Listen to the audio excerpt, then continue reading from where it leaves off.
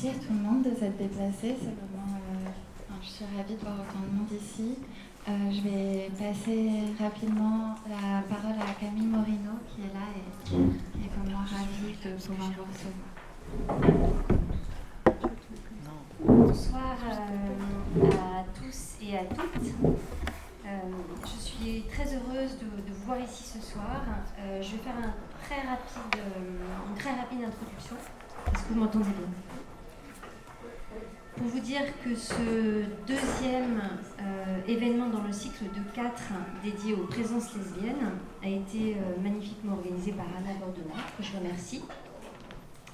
Et je remercie les participantes, dont certaines sont des amies, qui nous ont aidés à réfléchir à ce cycle sur une question très importante pour Aware et pour moi, et qui fait partie de la célébration du 10e anniversaire de création de l'association. C'est vous dire à quel point ce cycle est central. Et en réalité, ça fait des années que nous essayons de mettre en place ce cycle. Et pourquoi j'emploie le mot « essayer », c'est que, vous le savez sans doute, l'association Aware est une initiative essentiellement privée, assez peu soutenue par l'État. Donc quand on fait un événement, il faut qu'on se donne les moyens de le produire. Et donc là, c'était vraiment un choix concerté de le faire cette année, de le produire cette année, et de le faire autant que possible de manière assez ambitieuse, c'est-à-dire avec 4 moments. Donc nous sommes ici au second. Alors ce second moment va vous parler d'histoire, parce que l'histoire c'est l'ADN de Aware. Il s'agit de remonter le plus possible dans le temps pour inscrire la présence des artistes femmes dans une continuité. Vous savez sans doute qu'assez récemment, on est passé du XXe siècle au XIXe, puis au XVIIIe, que cette année on va aller vers le XVIIe siècle. Et écrire cette histoire continue, c'est très important. Dans cette histoire continue, évidemment, la présence des artistes lesbiennes est essentielle et particulièrement invisible. Dans l'invisibilité des femmes, c'est peut-être la partie la plus sombre ou la moins connue. Sombre n'est pas un mot positif, mais disons la moins connue. Et j'espère que ce soir, nous allons en apprendre plus. Ou en tout cas se poser les bonnes questions, parce que je pense qu'il y a beaucoup de questions qui n'ont pas encore de réponse. C'est une recherche qui est vraiment très active.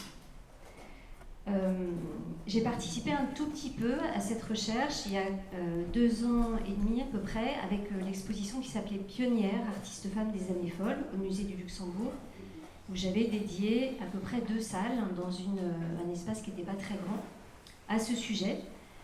En réalité, c'était un sujet que je voulais traiter de manière beaucoup plus centrale au musée du Luxembourg, mais comme vous le savez, c'est un musée qui appartient au Sénat.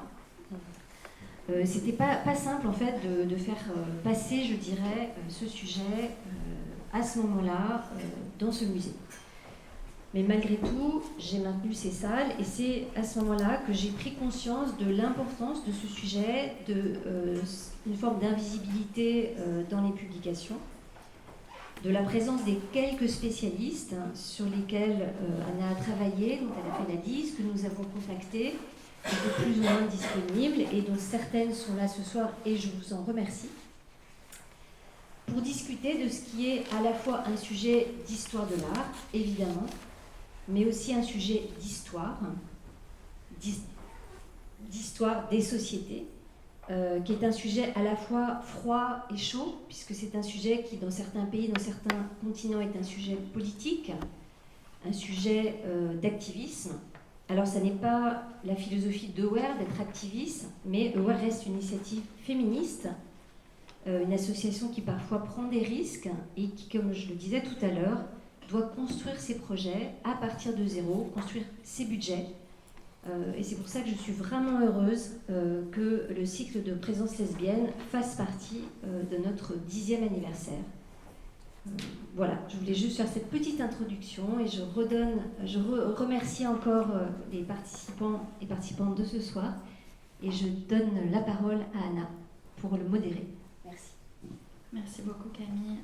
J'en profite pour remercier toute l'équipe de Aware, Mathilda et Naomi qui est quelque part par là et qui m'a secondée dans toute cette organisation.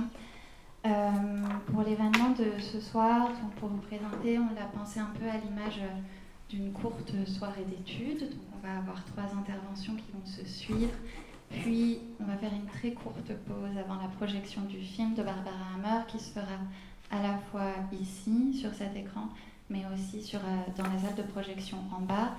Ce sera dans les deux espaces parce que la salle est un peu plus petite que toutes les personnes ici réunies, mais tout le monde pourra en profiter. Donc ça a été pensé à l'image d'une courte soirée d'études avec l'idée d'avoir une approche historique et visuelle des cultures lesbiennes sur à peu près 1 à 2 siècles, puisqu'on va traverser à la fois le 19e et le 20e siècle à travers les différentes interventions.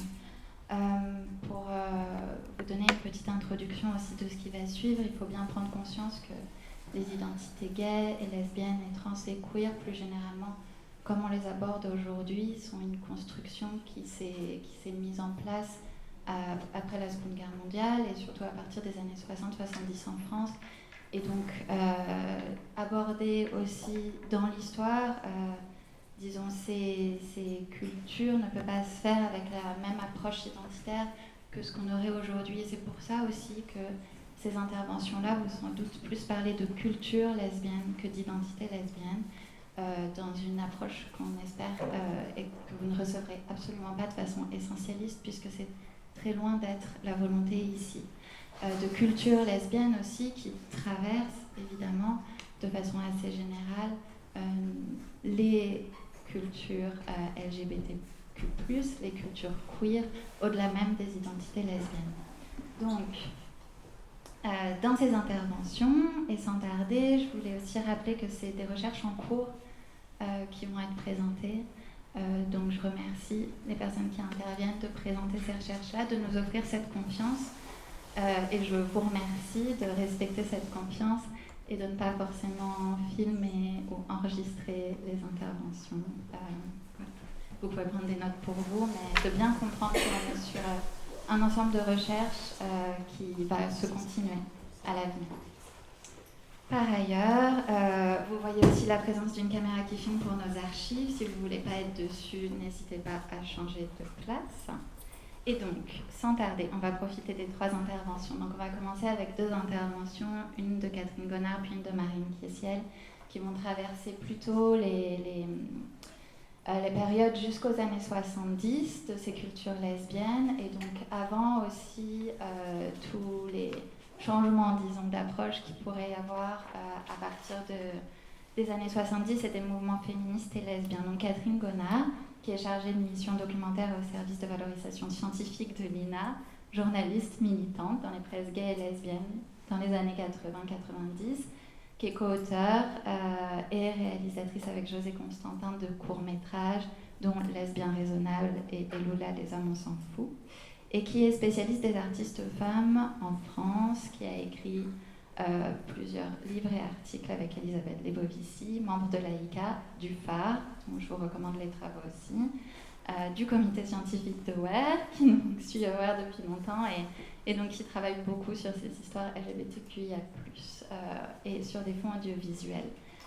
Et Marine Kiesiel, qui est docteure en histoire de l'art, conservatrice du patrimoine, chercheuse associée au laboratoire INVISU, qui a été conservatrice du musée d'Orsay et commissaire de nombreuses expositions internationales, co-rédactrice en chef de la revue Perspective, et qui depuis 2022 donc est en charge du département mode 19e du Palais Galliera, donc musée de la mode de la ville de Paris, où elle prépare entre autres superbes expositions, l'exposition Dandykes, le dandysme au féminin au 19e siècle.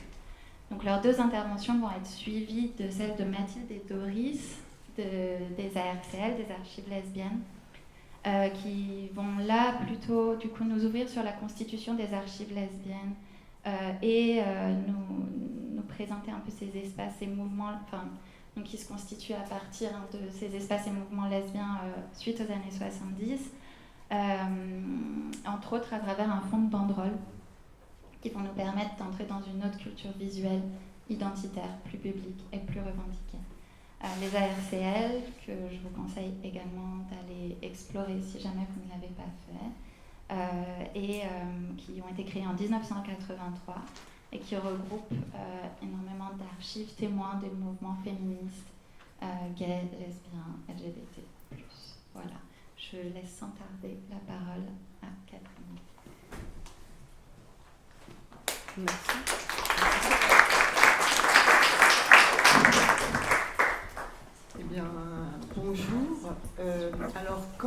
je suis lesbienne depuis, j'allais dire quasi toujours.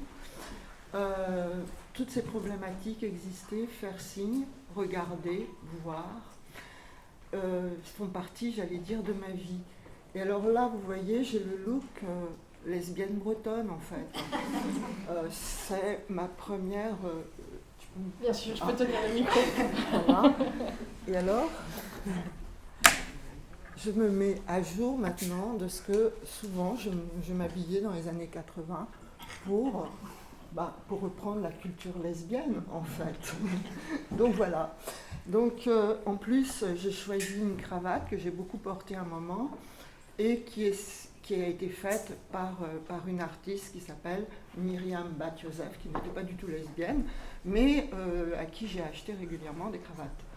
Donc voilà, il me semblait que pour partir dans cette aventure avec vous, il fallait que j'aie le look.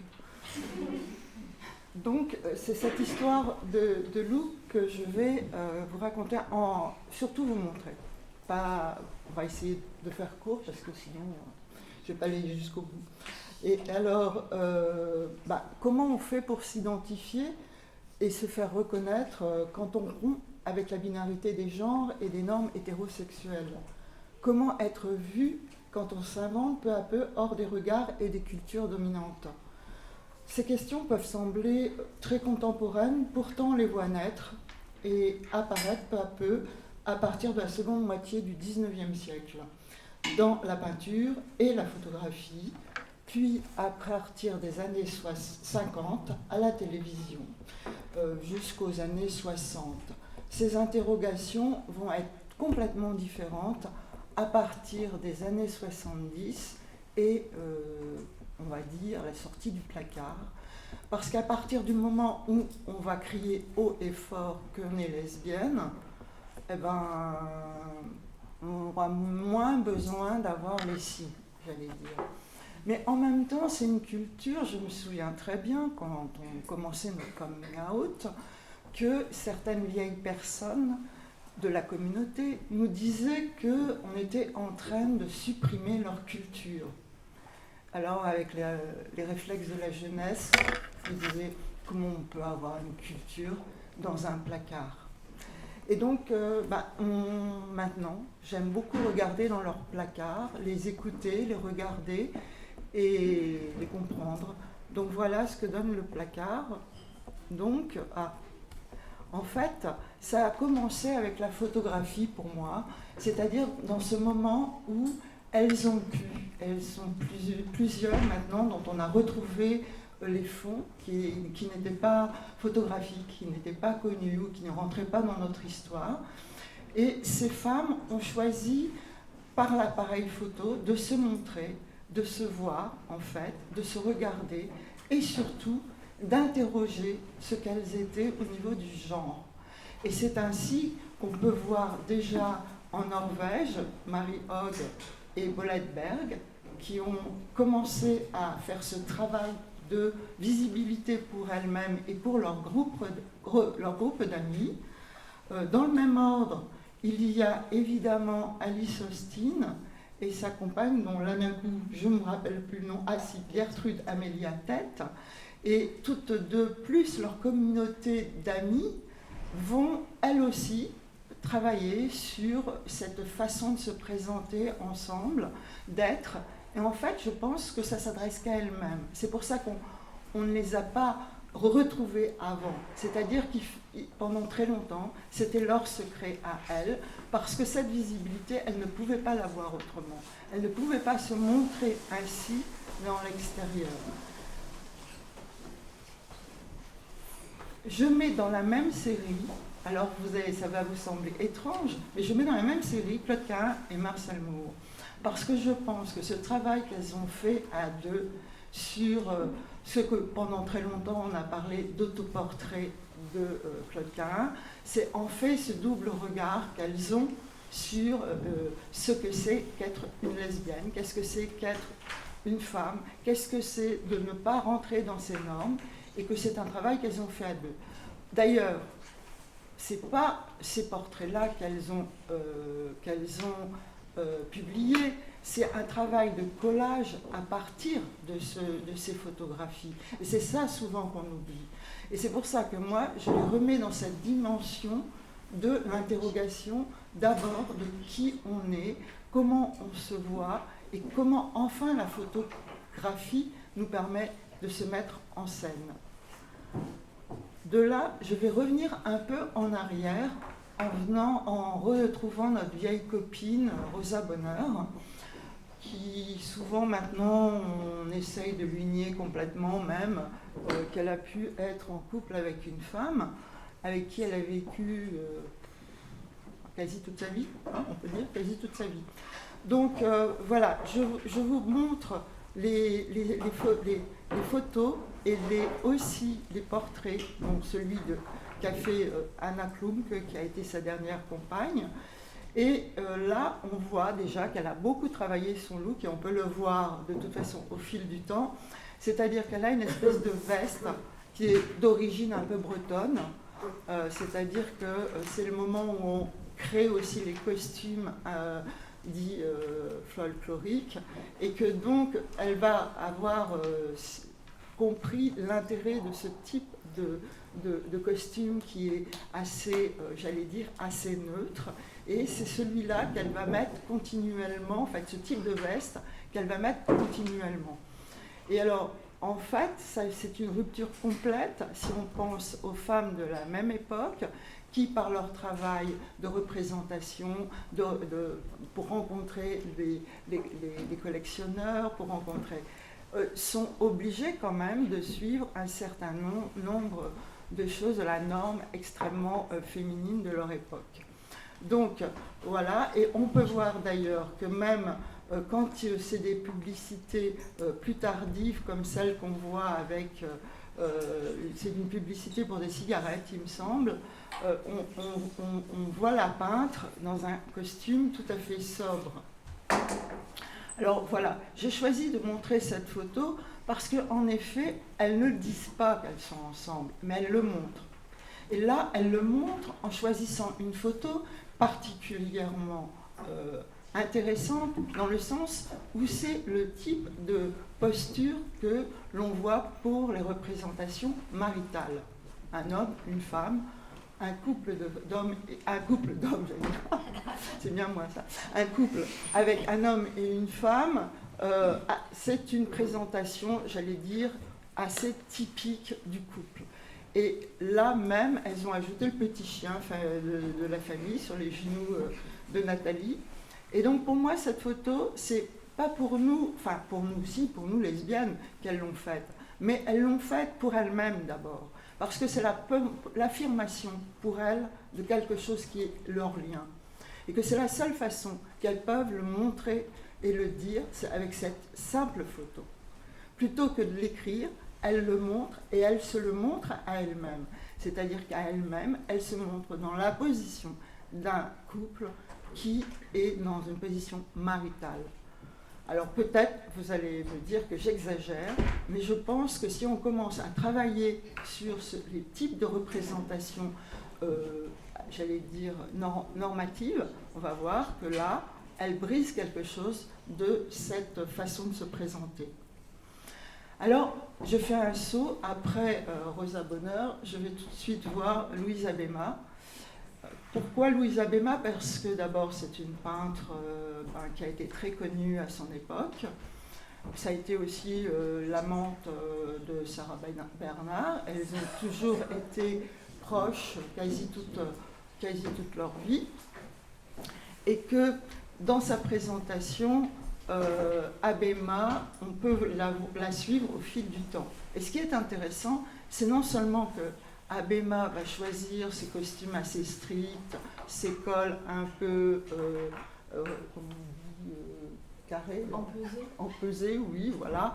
Et puis la petite cravate, enfin ces petits signes comme ça qui sont d'une forme assez stricte, je veux dire. Et quand elle fait son autoportrait, eh ben, c'est aussi comme ça qu'elle se montre. Et pourquoi je trouve ça incroyable, cette façon d'être, et de se présenter, c'est que si on regarde la collection Félix Potin, qui est la collection des célébrités de l'époque, on peut retrouver les images dans les plaquettes de chocolat. Et donc, elle fait partie de ces séries, et il y a à peu près 4 ou 5 représentations différentes à différentes périodes de sa vie de Louise Abéma dans les célébrités des collections Félix Potin. Donc, en fait, on est sur une image stricte, on est sur une image où on voit, nous, un certain nombre de signes. Elle n'a pas les cheveux courts, elle a un petit chignon. Donc, il ne faut pas anticiper sur celles qui vont venir. Qu'est-ce que je voulais dire? Ah oui, je voulais dire aussi, mais je ne vais pas retrouver ça tout de suite. Elle a beaucoup nié qu'on puisse dire qu'elle était masculine. La seule chose qu'elle trouvait à dire, c'est qu'elle avait choisi des couturiers qui lui donnaient un look très chic. Elle ne le dit pas comme ça, mais en fait, pour elle, ce qui comptait, c'est d'avoir cette espèce de dignité. Là, je le dirais qu'en fait, ce qui fait que pour nous, ça fait signe, c'est la multiplicité des cas qu'on va découvrir au fil du temps, s'habillant de cette façon ou se rapprochant de cette façon de s'habiller. Alors là, je vous la montre plus tard, quand je vois que vous voyez qu'elle continue de toute façon avec son look. Là, c'est aussi le tableau qu'elle a fait où on la voit, c'est elle avec la petite ombrelle. Et puis, dans la petite barque, c'est Sarah Bernard. Et donc, il semblerait, parce qu'il y avait eu une lettre, d'ailleurs vous pouvez lire le texte dans le catalogue, que, eh bien, elle avait peint pour dater l'anniversaire de leur rencontre et de leur début de liaison. Donc, c'est des années après qu'elle fait ce tableau en souvenir de ce moment. Donc, je continue. Alors voilà, on voit d'ailleurs que ce look, il n'est pas si anodin que ça, parce que en fait, il est dans les caricatures de la même période, donc en 1892, on voit dans le Gil Blas, qui est un magazine avec beaucoup de dessins et beaucoup de caricatures, et là on voit qu'elles sont montrées, en fait, ces saphistes, qui sont habillés un peu dans le même look que notre amie Louise Abéma, et qui aussi ont toujours une robe, hein, parce que j'ai oublié de vous dire, sur toutes les photos où on la voit, Louise Abéma est bien sûr en robe. Et ce qui est intéressant de voir, c'est aussi que dans ces caricatures, on les voit fumer. Et ça, évidemment, c'est assez dans des endroits publics, ce qui ne se fait pas normalement pour les femmes. Et bon, la caricature est là, non pas pour nous dire qu'elles sont toutes habillées comme ça, mais qu'en fait, il y a une forme de reconnaissance où on sait, par ce type d'habillement, qu'elles se revendiquent comme lesbiennes. Là, on voit des lieux qui sont plutôt, j'allais dire, des lieux de peut-être d'autres... d'autres sociabilités et surtout d'autres... On n'est pas dans les mêmes classes sociales. Voilà. Aussi, je veux dire qu'il faut faire attention parce que celle dont je vous ai parlé, comme par exemple Louise Abéma, elle vit vraiment de son travail, de sa peinture, elle est vraiment achetée. Et donc, elle fréquente aussi un certain nombre de personnes, etc. Et il est évident qu'elle ne fréquente pas tout à fait les mêmes milieux qu'une autre population de femmes qui peuvent commencer déjà à aller dans des bars, peuvent commencer à aller dans des lieux, entre guillemets, lesbiens. Par exemple, celui de à la souris que Toulouse-Lautrec a beaucoup dessiné et peint des personnes qui allaient dans ce lieu. Et notamment Madame Palmyre, qui est au milieu, et le petit bulldog, en fait, qui a pendant longtemps été l'animal représenté, le chien préféré, comme étant le chien préféré des lesbiennes. Mais je n'ai pas beaucoup vu d'occurrence sur ce thème, donc voilà. Mais peut-être qu'il y en a qui ont des bulldogs ici. Alors, je continue pour rester dans les temps. Et là, alors, pourquoi les bijoux Je voulais vous montrer ces bijoux qui ont appartenu à Nathalie Clifford Barney, parce que la première fois où je me suis posé toutes ces questions des signes et des bijoux et de tous ces objets, c'est parce que pour l'exposition Muséa, qui a eu lieu au Musée d'art moderne de la ville de Paris, on m'avait demandé de parler des bijoux lesbiens. Et là, devant mon air complètement terrifié, la conservatrice qui me l'avait demandé a accepté que je parte sur d'autres objets, comme tous ces petits cols, etc., qui font maintenant signe à partir des peintres et des photographes. Ça n'empêche que là où on peut souligner, c'est la chauve-souris, qui est le motif du bracelet de cheville qui a appartenu à Nathalie Barney.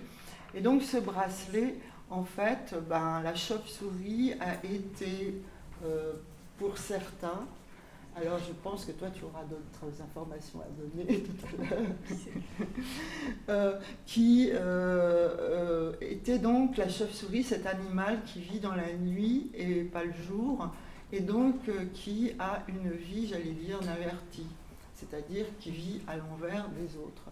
Et donc pour toute une partie de la communauté, garçons et aussi filles, la chauve-souris a pu être prise comme emblème. Et on voit aussi d'ailleurs la bague avec la chauve-souris qui est juste au-dessus et qui font partie des cadeaux qu'a reçus de René Vivien et aussi de Liane de Pougy, Nathalie Barney. Voilà. Et tous ces bijoux, vous pouvez aller les voir au Musée des Arts Décoratifs où ils sont présentés, tout le temps d'ailleurs.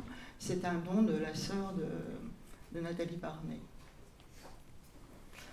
Alors maintenant, évidemment, celle qui paraît une évidence, dès qu'on rentre dans le salon de Nathalie Barney, on va trouver Romaine Brooks. Et donc, pour moi, c'est aussi de plus en plus cette affirmation qui va passer par le vêtement et aussi par la façon de se représenter. Et donc, on voit déjà le cheminement entre Romaine Brooks vers 1894 et puis la Romaine Brooks de 1925, ou comment elle se présente dans son autoportrait, avec quand même du rouge à lèvres. Et là, c'est un vrai signe de la modernité, puisque le rouge à lèvres va vraiment être, il me semble, dans les années 20, utilisé et commencer à marquer une forme de modernité. L'important là aussi, c'est qu'elle se présente évidemment avec le col. Elle se présente dominant un paysage qui peut être portuaire, ou en tout cas qui nous laisse montrer un extérieur. Et donc, en fait, elle va commencer à être de ces femmes qui vont pouvoir flâner dans les villes, ce qui ne se faisait pas jusque-là, et où on voit que peu à peu, les femmes vont commencer à rentrer aussi dans le paysage, j'allais dire, en tant que flâneuse ou marcheuse. Donc voilà, alors là, la représentation qu'elle nous fait de Barney, évidemment, c'est l'allusion à l'Amazone avec le petit cheval, c'est sa maison où elle reçoit toutes ses amies et un grand nombre de lesbiennes qui est derrière elle, et en même temps, il y a ses cheveux assez courts, mais c'est un chignon, je vous le dis encore, et derrière comment on appelle Le papillon.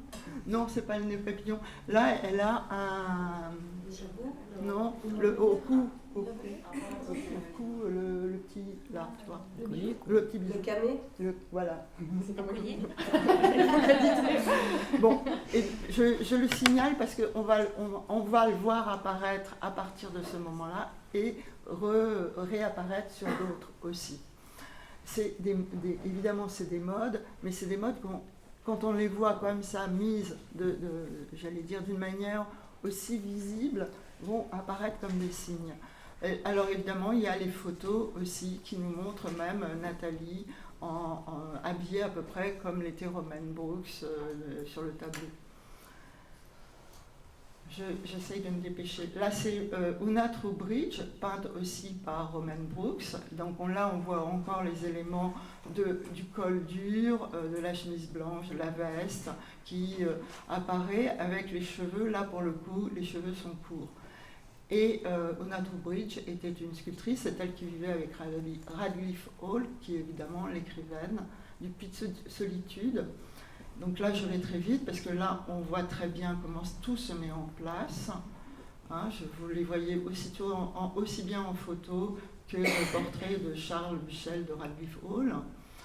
Et je pense que c'est là, en voyant la continuité et la façon qu'elles ont de se présenter, qu'on comprend qu'on rentre dans une autre culture. Donc voilà Peter, qui est une jeune Anglaise qui n'est autre que la peintre Gluck. Et Gluck voulait qu'on l'appelle Peter. Donc toutes ses amies qui voulaient lui faire plaisir l'ont toujours appelé Peter, et le groupe autour de Romain Brooks l'appelait Peter. Voilà, ce qui explique aussi le choix qu'elle fait. Et là aussi, on retrouve évidemment la façon de s'habiller.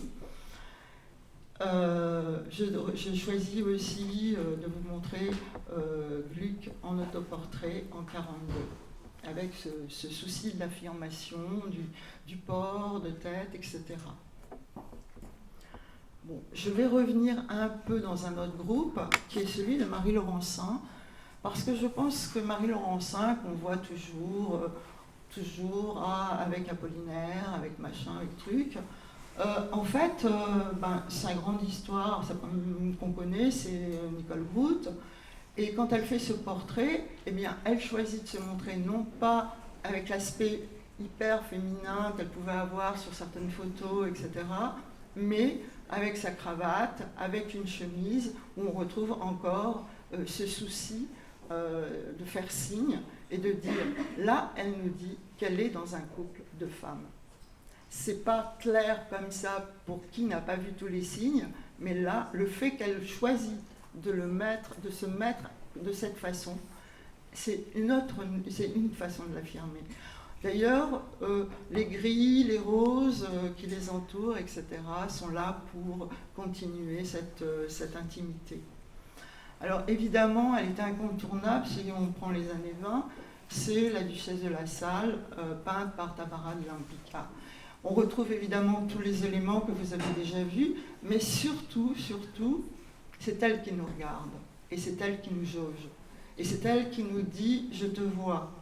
Voilà, elle nous a reconnus, elle sait qu'on est là, elle nous voit et nous on la voit. Donc là, le jeu du regard, il est celui-là, celui de la peintre qui d'un coup montre quelqu'une, qui regarde, et qui regarde qui? D'autres femmes. On ne peut pas en douter quand on la regarde. Par ailleurs, derrière elle, il y a des éléments qui nous font penser à la ville, mais aussi au décor.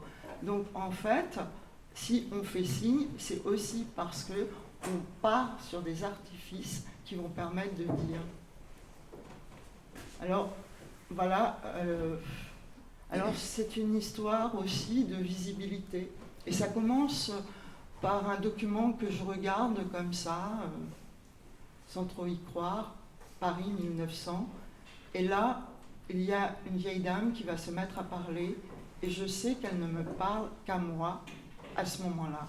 Je sais qu'elle m'attendait, elle savait que c'est moi qui allais la trouver, et voilà. Donc, j'espère qu'on a le son. À 1900, j'ai commencé à écrire. Vous avez connu énormément de personnalités de l'époque. Ah oui, c'est ici que Colette a joué ses premiers rôles avec Poiret en répétition. Mais je ne trouve pas qu'elle était fameuse comme actrice. Ah bon, comme écrivain? Oh, comme écrivain, premier ordre. Quelle est votre opinion sur cette époque? Mon opinion qu'elle était foisonnée d'esprit. Et vous aimez l'art 1900? Non, je n'aime pas l'art 1900.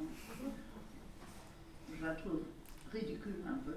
Cet art qui a été délaissé pendant des années, oui, est redevenu à la mode en ce moment. En ce moment, oui. Où vous voyez-vous la mode? Eh bien, il y a un engouement, les objets de 1900 prennent de la valeur. quand on cherche ça comme une curiosité. Il y a un lustre d'Amuse, là-haut, qui vient de cette époque-là, qui vous éclaire. Mal. Vous ne pensez pas que c'est pour sa valeur? Vous pensez que simplement c'est une mode et que ça ne durera pas? Oui. Aucune mode ne dure. Croyez-vous qu'un jour les meubles et les objets d'art 1900 auront la même valeur? J'arrête là parce qu'il faut que je continue pour que je puisse vous montrer d'autres choses. Ah mais non, tais-toi. Et en fait, si vous avez bien regardé, vous avez vu que c'est une mise en scène. C'est une façon de se montrer pour nous. C'est vraiment la mise en scène qui a été faite avec la journaliste.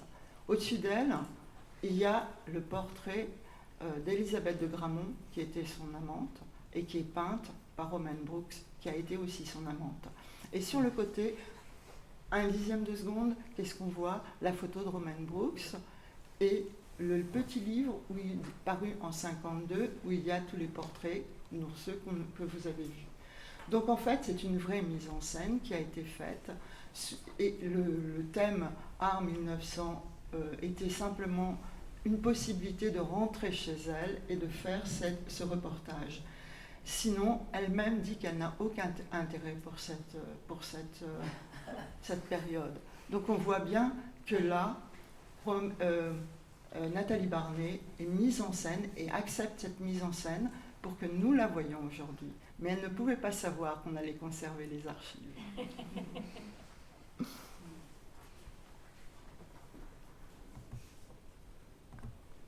Alors, je pars évidemment du côté des Américaines et évidemment du côté de Gertrude Stein. Et là, il y a le tableau de Picasso qui, en fait, là aussi on retrouve le petit camé, enfin, l'objet qui va être tellement regardé par Aristoclas, ou du moins c'est ce que nous dit Gertrude Stein dans l'autobiographie d'Aristoclas.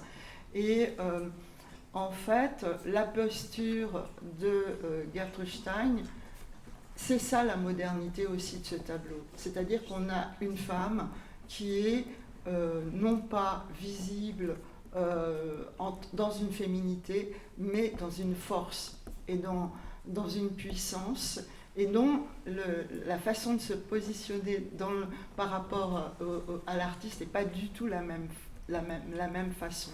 Elle ne veut pas plaire à l'artiste, elle est elle-même. Et ce qu'elle nous montre, avec tous ces éléments de sa force, c'est ça qui fait la modernité aussi du tableau.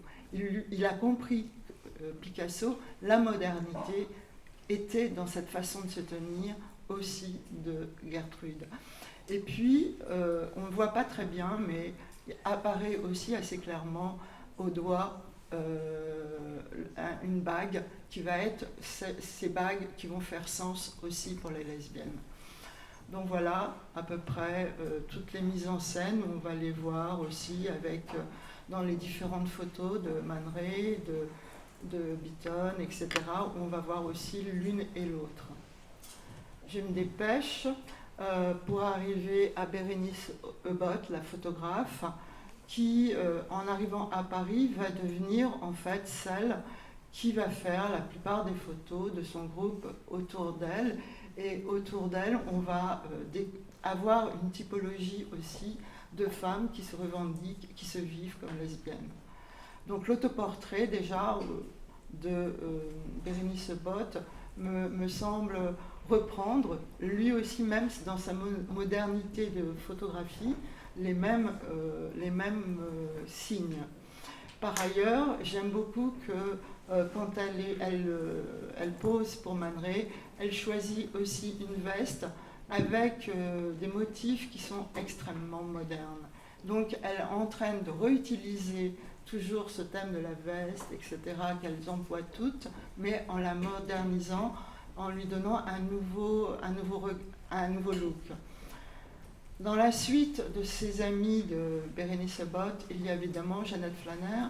Et Jeannette Flanner, elle reprend et ici aussi le haut de forme, un certain nombre de détails et de jeux que nous avions déjà vus avec Romaine Brooks, mais elle nous dit que c'est quelque part une mascarade et elle met des masques sur ce chapeau. Elle joue en fait de cette visibilité et elle nous la montre aussi comme un jeu de masques. À côté, Thelma Wood, qui en très grande simplicité reprend évidemment ces mêmes motifs. Et puis Jane Heap, en force aussi avec ses cheveux courts, etc., qui est quand même la grande éditrice de The Little Review. Et donc là, c'est toute une forme de modernité qui est à ce moment-là à Paris et qui est portée par un ensemble de lesbiennes et qui se revendiquent et qui portent les signes de ce qu'elles sont ou de ce qu'elles nous montrent d'elles-mêmes. Voilà, et je continue avec évidemment Sylvia Beach et Adrienne Monnier. Et là, ce qui m'a amusé, c'est évidemment la photo de Bérénice Bott où on a l'impression que Sylvia Beach avait à peine le temps de poser et qu'il fallait qu'elle se tire vite fait, bien fait pour retourner à la librairie. Et puis il y a le plaisir aussi de la photographie qu'a fait Lucie Schwab, puisque je pense que là c'est pas l'artiste Claude Cahin, mais qui est une photographie du groupe d'amis. Et pas une photographie qui est dans la même série de celles qu'on connaît, mais qui est plus dans l'intimité. Et puis Gisèle Freund, évidemment, qui va nous donner du couple une vision de deux femmes qui parlent et d'intellectuels qui travaillent ensemble. Est-ce que j'ai encore un peu de temps là ? Alors, je saute les périodes de la guerre et j'arrive directement à la télévision et je vais dans les émissions des années 50-60 et je redécouvre quelqu'un qui s'appelle Yvonne de Brémond-d'Ars, qui a été l'amante de la jeune Suzy Solidor. Et donc, c'est pour ça qu'on les voit toutes les deux en portrait. Là, dans les années 20, on voit très bien tout ce qu'on a déjà vu comme façon de se présenter auparavant par un certain nombre de lesbiennes. Et je me suis amusée à souligner parce que, étrangement, la caméra nous montre le bracelet de cheville de Yvonne de Brémond-d'Ars. Donc on se souvient qu'il y a déjà une histoire avec les bracelets de cheville. Et puis l'habillement d'Yvonne de Brémond-d'Ars, donc, qui était une antiquaire, et qui va être très connue, qui va beaucoup passer à la télévision à cette période, parce qu'elle va beaucoup publier sur son travail d'antiquaire. Et donc là, on la voit, j'ai signalé à chaque fois qu'on voit et qu'on montre, voilà. Et alors là, c'est pareil, il y a un petit document, je ne le mettrai pas en entier, mais il me semble que c'est... Oh, c'est pas ça qu'il faut que je fasse.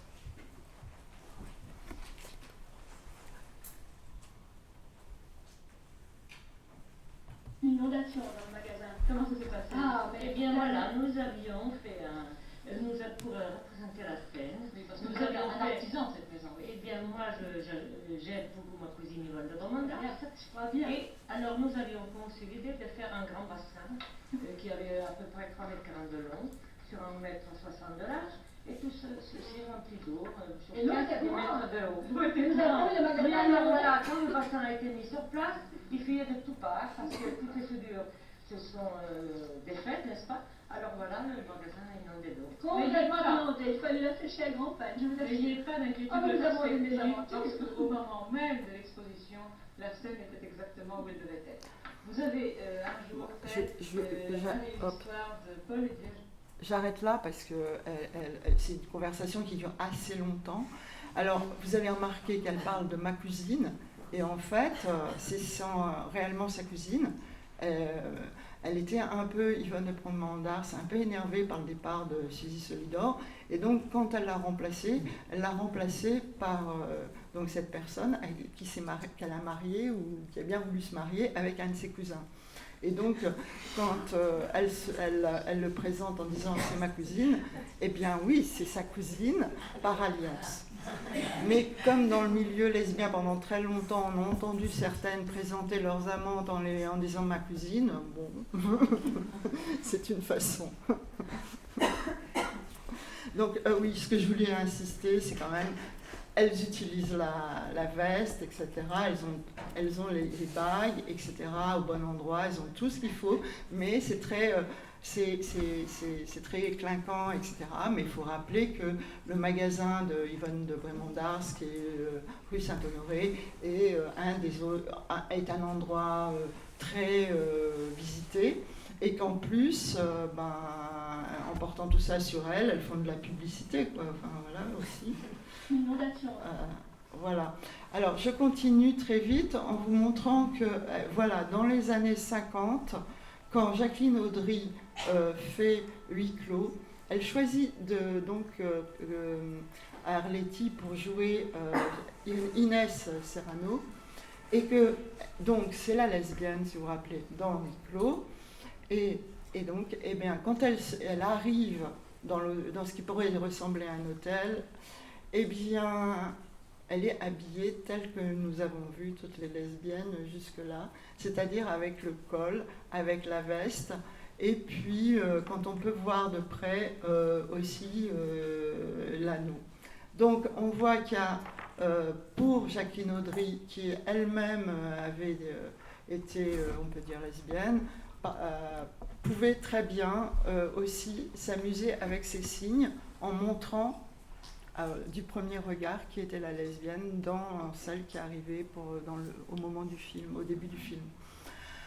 Pour la bague à l'auriculaire, je vous montre Colette Mars, qui avait repris le cabaret de Suzy Solidor, et qui était une chanteuse très importante, très connue à l'époque, qui a été aussi une actrice, et donc qui ne se cachait pas vraiment non plus.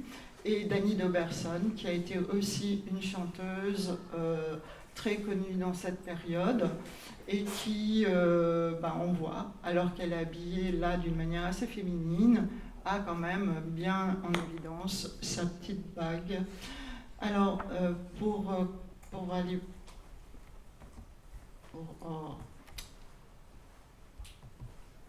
je vais vous faire...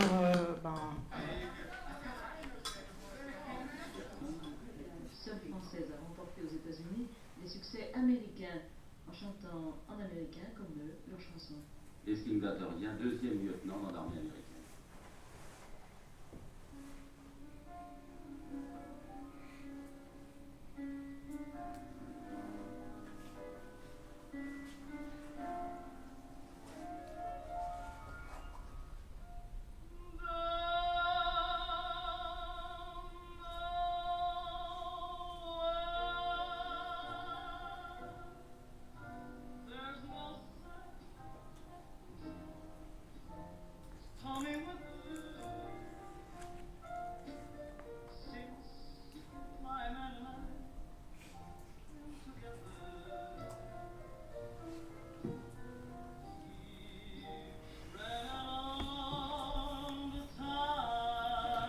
Alors là, je suis vraiment désolée, mais je ne peux pas continuer à vous mettre toutes les chansons. Mais voilà, on est dans les années 60, et on voit bien dans quelle continuité elle met. Mais ce qui, je trouve encore plus intéressant, c'est que les gestes et la façon de se présenter rompt en fait avec la féminité qu'on voit par ailleurs, même elle, dans d'autres types d'émissions. Et puis, eh bien, il y a même un reportage qui va être fait sur Dany Dauberson, où on va aller la voir aller à la pêche au lancer, et puis après arriver hyper féminine pour son tour de chant dans un petit cabaret. Voilà, donc il y a aussi toute cette culture qui passe avec la complicité de certaines, je pense, dans les reportages, et qui moi m'amuse énormément.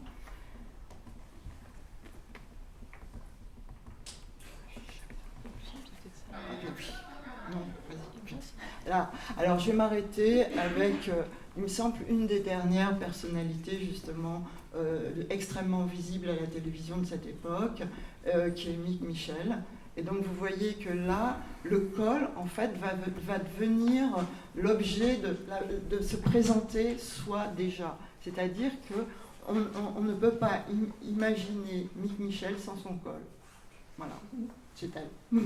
Et donc, alors, voilà, et évidemment, je termine avec elle parce que c'est quand même un grand moment aussi de télévision. Oui, pardon. Vous avez fait de grands voyages, de beaux voyages. J'ai vu un tas de choses qui sont merveilleuses. Et puis je vois que vous avez la passion des cartes postales.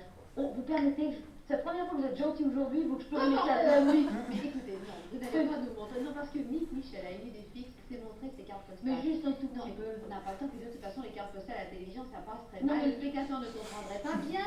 Je sais bien, j'ai pas fait les caisses de la répétition. Non, mais alors moi, j'ai fait quelque chose ce soir. J'ai réuni une multitude de valises sur ce plateau. J'ai voulu redonner à ce plateau l'aspect de votre grenier. Parce que je sais que vous avez de nombreux bagages. C'est pas si Il y a des tickets de tous les hôtels, de tous les pays. Oui, je fais collection de Et alors, l'étiquette. c'est une manière comme une autre de remplacer les cartes postales. Par exemple, je vous dis maintenant, à Beyrouth et au Caire, je les mets ensemble parce qu'on fait généralement les deux en même temps.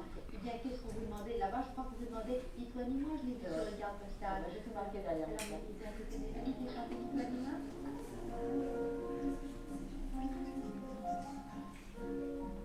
Dis-toi, dis-moi, chérie, dis-moi rien. L'amour ne plie pas plus fort que tout, car la vie est l'amour.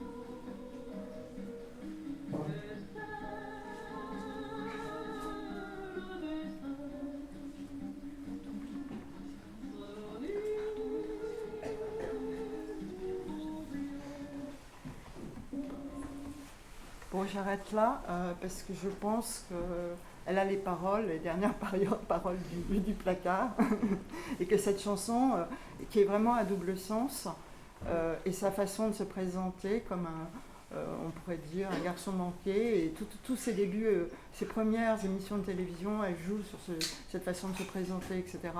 Et en fait, le plus drôle, c'est que des années après, dans les années 60, elle va être, comment on appelle voilà. Et elle va arriver avec des plumes, etc. Mais dans ces numéros, elle va faire des numéros de trapèze en force. Et surtout, il y a un reportage à la télévision où on la voit faire avec les gendarmes motorisés une espèce de pyramide humaine où elle est au-dessus. Voilà.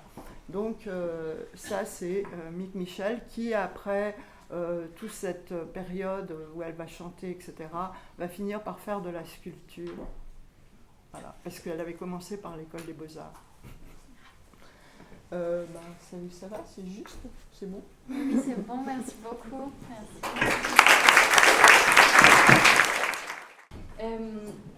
Eh bien, en fait, déjà bonjour à toutes et un grand merci à Aware, Camille Morneau, Anna, Naïmi qui m'ont conviée, accompagnée jusqu'à la technique, et merci à Catherine aussi d'avoir finalement engagé les choses en me donnant une période avant laquelle tenter de me placer. Et j'espère que ça répondra à votre commande, en tout cas celle d'explorer le temps long. Je ne vais pas vous parler de moi très longtemps, mais pour ma part, je vis la moitié du temps au 19e siècle et j'en sors rarement. Donc je ne nous amènerai absolument pas jusque dans les années 1970, je n'en suis pas capable. En revanche, ce que je tente de faire en ce moment, c'est finalement de prolonger l'archéologie que votre dessin, qui est une tentative collective, et d'essayer de creuser des sillons en fait, dans nos mémoires à travers un travail qui se rapproche de celui de Catherine dans ce que nous cherchons, et je suis certaine que vous le faites à votre tour. C'est vraiment une aventure collective, que nous cherchons des traces, des signes, des expressions qui nous permettent en fait d'aller creuser le temps long de nos mémoires, de nos présences, de nos identités. Et ce que je vous présente aujourd'hui, c'est un projet d'exposition qui n'est aucunement finalisé, mais qui a la joie d'être programmé. La commande qui m'était faite était de faire une exposition sur le dandysme masculin, et donc un tout petit peu changé, pour des raisons qui nous rassemblent sans doute, par goût personnel aussi. Et puis ensuite, et c'est ce vers quoi je vais nous amener dans une seconde, parce qu'en fait, faire une exposition, faire de la recherche, c'est aussi se positionner par rapport à. Et il se trouve qu'après peut-être 100 ans, les musées de mode ont grosso modo 100 ans, 100, 120 ans, après une centaine d'années d'exposition sur la mode féminine, Il se trouve qu'en 2016, en 2022 et en 2023, 3 expositions ont été organisées par des musées anglo-saxons, le LACMA à Los Angeles, le V&A à Londres et la Manchester Art Gallery à Manchester, se penchant sur la mode masculine. C'était une tentative nouvelle, c'était un regard vers des masculinités normatives, on peut le dire aussi, et puis quelques dissidences, mais c'était surtout à chaque fois de très grandes fresques allant du XVIIIe siècle jusqu'à nos jours, parce que c'est très simple, le XIXe siècle c'est tout noir. Et donc à chaque fois qu'on veut faire une exposition qui marche dans le fond, et puis aussi parce qu'on défriche un sujet, on ramène de la couleur, et c'est ce que vous voyez, des podiums et des vitrines avec des présentations très mélangées qui généralement en fait hybrident les périodes ou périodisent en ramenant toujours de quoi accrocher l'œil du visiteur. Et quand certains ont l'audace, ça a été le V&A, c'était très beau, c'est plus compliqué d'aller vers le noir, c'est noir. Et le 19e, l'habit des hommes au 19e, on raconte encore les choses à la manière d'un psychanalyste qui a forgé le terme début 20e siècle. Le 19e chez les hommes, c'est celui, dit-on, de la grande renonciation, c'est-à-dire dans le vêtement, le renoncement à la couleur, l'homme qui parade de toutes couleurs avec des broderies, des paillettes, des velours, etc. du 18e, du 17e et d'avant, c'est fini. Et en fait, ces expositions, quand on se penche sur ce qu'elles proposent, nous amènent, sous forme de petites notes de bas de page en quelque sorte expographiques, de temps en temps, des codes vestimentaires dissidents, comme par exemple ici, l'arrivée, tout d'un coup, mais il faut vouloir le voir pour le voir vraiment, eh bien un costume de Marlène Dietrich. Et pour moi, c'est l'endroit où se situe finalement une invitation à aller plus loin, et c'est là où, évidemment, je ne suis pas dans un phénomène de critique, mais simplement de volonté de prolonger et puis de mener des recherches à d'autres endroits. C'est une invitation en fait à déplier ce qui, dans ces expositions, n'est pas caché, n'est pas ignoré, mais n'est pas le centre du regard. Et si je dis déplier, c'est parce que vous voyez par exemple qu'ici, à Manchester, on avait de grands dos bleus, jargon pour dire des grands papiers peints avec des images reproduites, vous représentant tout d'un coup, passant d'un monde à l'autre, Beau Brummel, qui est une sorte d'inventeur, figure du dandy, inventeur du dandysme début 19e siècle au Royaume-Uni, et Vesta Tilley, qui est une male impersonator, c'est-à-dire une femme qui, sur la scène du vaudeville à Londres notamment, et puis un peu aux États-Unis, fait une carrière de femme qui chante habillée en homme. Et en fait, quand on regarde cela, on se rend compte qu'il y a plein de choses à montrer autour, entre les deux, avant, après. Et puis, il y a aussi ce même phénomène sur, par exemple, là ici, un mur de Fashioning Masculinities, où tout d'un coup, on avait le club des autres. C'est-à-dire que vous aviez Gladys Bentley, male impersonator noir de la scène du vaudeville new-yorkais, et puis Oscar Wilde et Claude Carain, et qu'ont-ils à se raconter ? Simplement, en fait, qu'ils sont un peu différents. Et donc, mon but, c'est vraiment de prolonger cette exposition et d'aller regarder, par exemple, au-delà, si j'y arrive, bien entendu, d'une exposition comme celle-ci, A Queer History of Fashion, qui était au FIT, le Fashion Institute of Technology à New York. Extraordinaire exposition sur la mode queer, qui démarrait au 19e siècle, et même avant au 18e, mais qui, pour vous présenter tout ça du 20e siècle et plein d'autres choses, arrivait à faire tenir entre cette figure de macaroni et cette figure de femme du début 20e à peu près 2 siècles, en 10 silhouettes. Et mon but, en quelque sorte, est de déplier cela. Alors, le dandysme, ça pourrait nous occuper pendant à peu près 5000 ans, donc je ne vais pas vous le définir très précisément, on a tous à peu près et toute une idée de ce que ça peut être. Pour aller très vite, je pourrais dire que c'est déjà rien de précis ni rien de circonscrit. C'est une sorte d'art de l'élégance, une science de l'attitude qui vise à la distinction.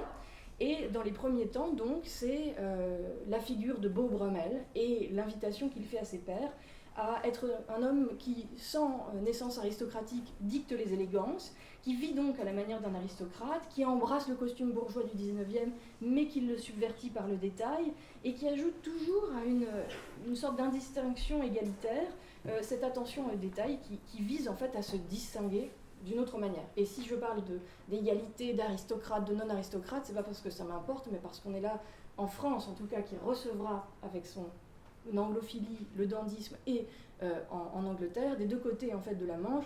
De l'un, on a fait la Révolution, et on parle au moment où l'émigration est en plein et tente de revenir sur le trône de France, et de l'autre côté en Angleterre, face à la menace qui a pesé longtemps sur les côtes anglaises et qui était celle de Napoléon. Et à l'autre bout du siècle, et peut-être du spectre, en passant par des figures de dandy des temps de Bromel, alors Balzac, Gautier, Baudelaire, Barbé d'Aurevilly et tant d'autres, eh bien on arrive à ce que certains ont appelé la troisième vague du dandysme, c'est-à-dire le dandysme fin de siècle, qui est jamais mieux représenté que par la figure d'Oscar Wilde, dandysme littéraire, recherche du style, et qui est pour la première fois en fait associé à l'homosexualité. Et en fait, regarder le dandysme, pour aller relativement vite une fois encore, c'est aller regarder une forme de retournement du stigmate, de jeu avec les codes de la féminité, au sein même de masculinité dominante en fait, mais qui cherche à jouer avec des codes, si ce n'est pour les brouiller, du moins pour faire trembler un peu l'establishment. Et c'est notamment ce que font en fin 18e les macaronis anglais, qui sont en fait de jeunes aristocrates qui se rendent au club et qui vont adopter la robe de chambre, vont adopter des poses efféminées, et la caricature, la gravure le rend précisément. Et de même, en fait, les nursery rhymes aujourd'hui anglais, le Yankee Doodle Went to Town, c'est une célèbre nursery rhyme aujourd'hui, c'est-à-dire une petite chanson d'enfant, et en fait, c'est surtout un chant de la période de la guerre que mènent les Américains pour la guerre d'indépendance contre les Anglais. Les Anglais se moquent de ces bouffons de Yankee Doodle, et ils disent, voilà, en fait, c'est des ennemis en toc, ils ont juste mis une petite plume dans leur chapeau et c'est des macaronis. En gros, bah, c'est des PD, vous voyez. Et pour aller beaucoup plus vite, je passe, et je vous amène à mon sujet en général, mon sujet même en particulier, et donc à vous expliquer en trois coups de cuillère à peau comment cette exposition, elle va tenter de regarder l'exploration et l'appropriation que font les femmes d'éléments au XIXe siècle du vestiaire masculin, d'aller regarder les pratiques de cross-dressing, ce qu'en français on appelle le travestissement, qui est un mot avec une charge assez lourde que je me permets de ne pas utiliser exactement, et puis derrière la volonté donc de définir une identité lesbienne par le vêtement, durant donc ce que vous sentez être un long 19e siècle qui va commencer fin 18e et qui va s'arrêter, parce que j'en ai besoin aussi en termes expographiques, il faut que je montre des choses, début 20e siècle avec le Paris-Lesbos, par lequel tu n'as pas exactement commencé mais dont tu nous as beaucoup parlé. Et donc en France, parce qu'on est ici dans une des patries du dandysme quand même, ou une des matrices donc, du dandysme féminin, en Angleterre où le dandysme est né, et aux États-Unis, et un tout petit peu sans doute en Allemagne, parce que Greta Garbo, parce que Marlène Dietrich, parce que eh bien, une actualité assez importante début 20e de ces questions. Et donc mon exposition, en somme, telle que je l'envisage maintenant, et il faudra voir si ça dure, c'est une exposition qui va regarder l'idée d'un dandysme au féminin, pour ce que en fait, le dandysme amène de volonté de distinction, de transgression et de jeu avec les limites des expressions de genre. Et donc en fait, c'est finalement presque en me rattachant à une définition de Barbé que j'envisage le dandysme, Barbé d'Aurevilly qui écrit voilà, les esprits qui ne voient les choses que par leur plus petit côté ont imaginé que le dandysme était surtout l'art de la mise, mais c'est avant tout une manière d'être, et l'on n'est pas que le côté matériellement visible. Et ça nous ramène à ton travail, ça nous ramène à votre commande, c'est-à-dire en fait à essayer de savoir ce que certaines nous proposent de voir, et que évidemment beaucoup d'entre les autres, dehors de ce petit monde qui est le nôtre, ne voient pas. Alors, tout ça, ça passe pour moi, parce qu'une exposition, c'est didactique aussi, par la recherche de différents niveaux de visibilité, d'expression et de partage avec celles et ceux qui seront le public de l'exposition, donc les visiteurs et visiteuses de l'exposition.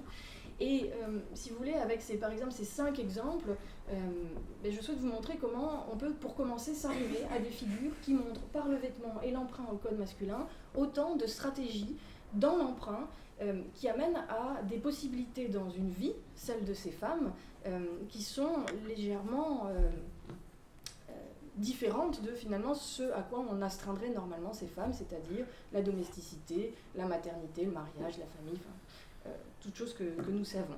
Alors, pour les présenter très rapidement, les Ladies of Llangollen, vous les connaissez sans doute, c'est un couple d'Irlandaises qui fuient l'Irlande ensemble. Une première fois, elles n'y arrivent pas, elles sont rattrapées par la patrouille, les familles. Une deuxième fois, ça marche, elles s'installent au Pays de Galles, elles construisent une demeure néogothique extraordinaire, on est fin 18e, tout début 19e, et à cet endroit, Eleanor Butler et Sarah Ponsonby, que voici, eh bien, reçoivent en fait le gratin de leur temps, Wordsworth, Shelley, Byron, Walter Scott, le duc de Wellington, Wedgwood et même la reine Charlotte, la femme du roi d'Angleterre, qui leur fait verser une pension. Cependant, elles jurent leur grand Dieu que leur amour est platonique, et Anne Lister, pendant ce temps, écrit de manière cryptée dans ses journaux, elles sont pénibles. Là où moi elles m'intéressent, c'est que pénibles ou pas, elles sont habillées en fait toute la journée, semble-t-il, du moins c'est l'image qu'on en garde, dans un costume qui n'est pas un costume d'homme, mais qui est celui qui s'approche le plus du vêtement masculin de l'époque, c'est-à-dire la tenue d'Amazon. Elles ont un chapeau de forme, elles ont une jaquette très structurée noire, c'est pas du tout la tenue des femmes de l'époque, et elles sont habillées comme ça tous les jours, même sans monter à cheval. Ça veut dire quelque chose. Par ailleurs, je pense, pour les petits signes, toi tu avais un bulldog, moi j'ai un chat très lesbien sur cette gravure. Et puis aujourd'hui, c'est des pop stars, on en a fait des fèves, c'est tout à fait satisfaisant. Donc elles ne s'habillent pas du tout en homme, mais elles vivent en lesbienne, elles trouvent un espace et elles semblent s'exprimer par le vêtement de cette manière. Après, il y aurait George Sand. George Sand, c'est très simple, elle s'est peut-être habillée 2 fois en homme, mais toujours est-il que c'est ce qui lui a permis, en femme absolument straight, à moins qu'on me détrompe, d'accéder en fait à une identité, non pas exactement à une identité, mais à des possibilités qui sont celles des hommes, c'est-à-dire à avoir un nom de plume et à éditer. Et après ça, elle redevient assez tranquillement la bonne dame de Nohant, et je conserve d'ailleurs au Palais Galliera une robe que l'on estime de George Sand. Ce qui m'intéresserait dans l'exposition, ce serait de la présenter à côté de ces gravures et de montrer qu'en fait, peut-être ces emprunts au vestiaire masculin ne sont évidemment pas la tenue de tous les jours, mais des moments et des stratégies dans une vie. Vestatilly, ensuite, on en a déjà parlé, Male Impersonators, fait partie d'un ensemble donc, de femmes qui s'habillent en hommes sur scène. Vestatilly en a très clairement fait, je dois avoir une petite citation, un instrument de distinction, donc, et parce qu'elle estime qu'il y a trop de femmes qui chantent et que en fait, c'est une stratégie marketing. Pour se distinguer, il lui faut trouver donc une astuce, et c'est celle-ci. Et elle le dit, quand j'ai eu pour la première fois l'idée de porter une tenue masculine, c'était pour mieux lancer les chansons que je chantais dans les musicals londoniens. Mais pour devenir célèbre et faire fortune, il fallait quelque chose de moins commun que les autres. Et je l'ai vite réalisé. Je n'ai pas écouté les conseils de mes amis, c'est là où il y a quand même une forme de transgression. J'ai décidé de porter des pantalons, cela m'a apporté la richesse et la gloire. Et là où les Male Impersonators sont pour moi structurantes dans ce projet de recherche, c'est que les femmes blanches, je les trouve toujours dans les archives à un certain moment au bras de leur mari. Les femmes noires à New York, généralement, sont lesbiennes.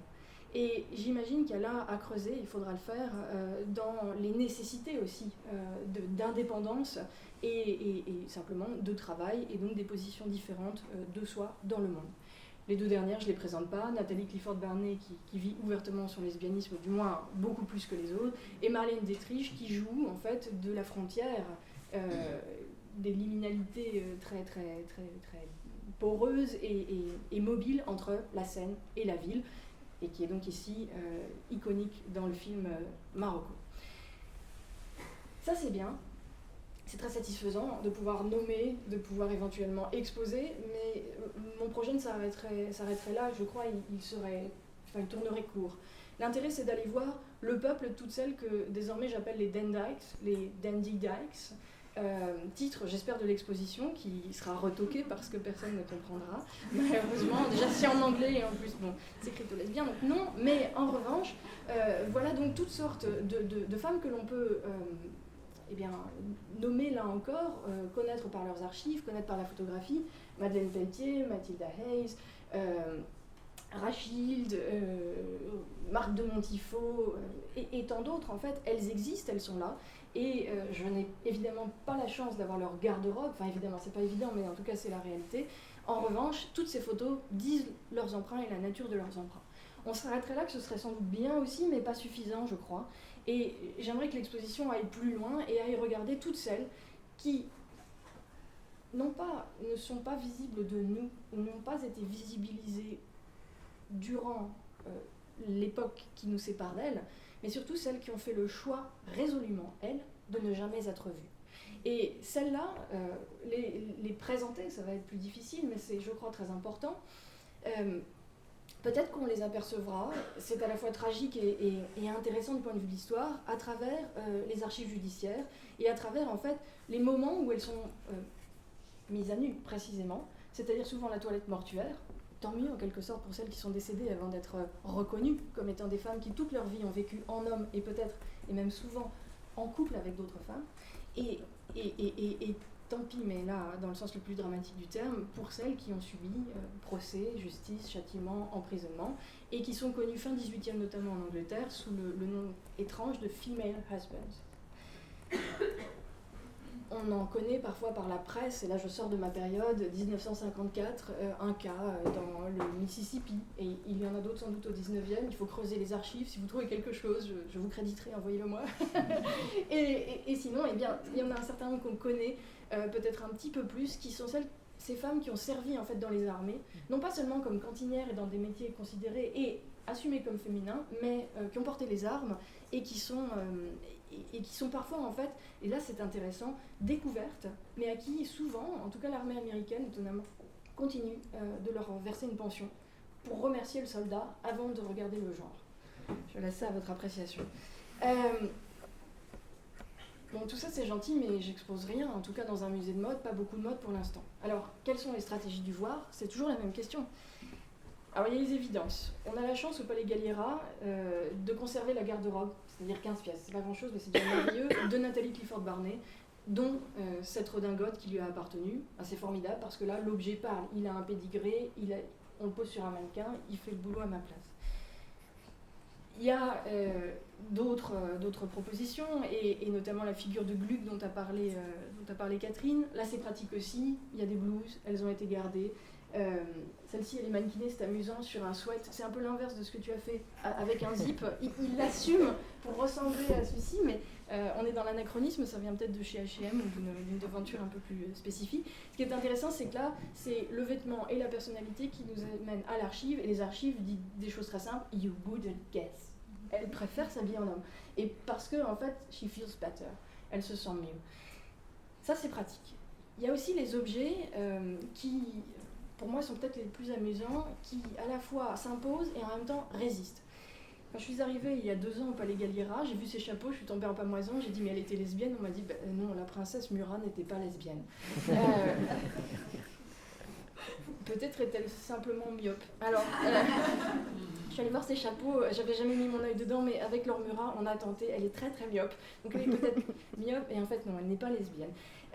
Si la question se pose, à vous je n'apprends rien, c'est parce que début XXe siècle, un club à Paris, un autre club d'ailleurs à Berlin, club lesbien, s'appelle Le Monocle, et je m'interrogeais effectivement en me disant que j'allais avoir une équation difficile à faire entre les activités lesbiennes de cette princesse et ce genre de représentation d'elle, donc ici par Boldini. La princesse Cécile Murat, on en a parlé avec Laure Murat, n'a rien à se reprocher pour sa famille, et en fait ne doit pas être confondue, ce que j'aurais évidemment beaucoup aimé faire, avec sa sœur, Violette Murat, qui elle était ouvertement lesbienne et qui est d'ailleurs représentée ici avec sa compagne dans le grand escalier du Palais Masséna à Nice. En fait, ce qu'un objet comme celui-ci amène à aller regarder, c'est finalement les inconscients académiques, les inconscients curatoriaux. Qu'est-ce qu'on ne veut pas voir dans ce musée? Jusqu'ici, on n'a pas voulu voir que peut-être le monocle était un symbole qui faisait signe vers le lesbianisme, alors qu'évidemment, dans des tableaux très célèbres d'ailleurs, par exemple ce tableau de Manet représentant Victorine Meurant avec un petit monocle, il n'y a pas d'ambiguïté pour le peintre et son modèle. Victorine habite avec Marie Dufour et mourra quelques années avant elle dans un pavillon de banlieue, comme le dit si bien Hortense Bellhaute. Et puis voilà, sur la scène du vaudeville, eh bien, il y a à peu près tout le temps un monocle dans l'affaire. Néanmoins, moi je me suis demandé si par hasard les garde-robes avaient été mélangées parce que Violette meurt avant Cécile, et on a donc observé tout ceci.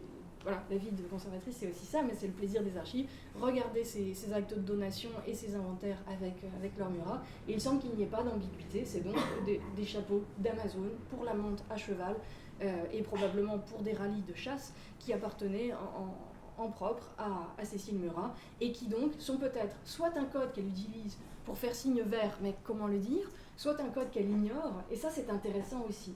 Et pour continuer sur ces frontières qui éventuellement se brouillent, ou qui du moins nous invitent, nous, à regarder les choses en sens inverse pour se poser des questions, eh bien en fait je vous présente un cahier d'inventaire qui est très très bien tenu.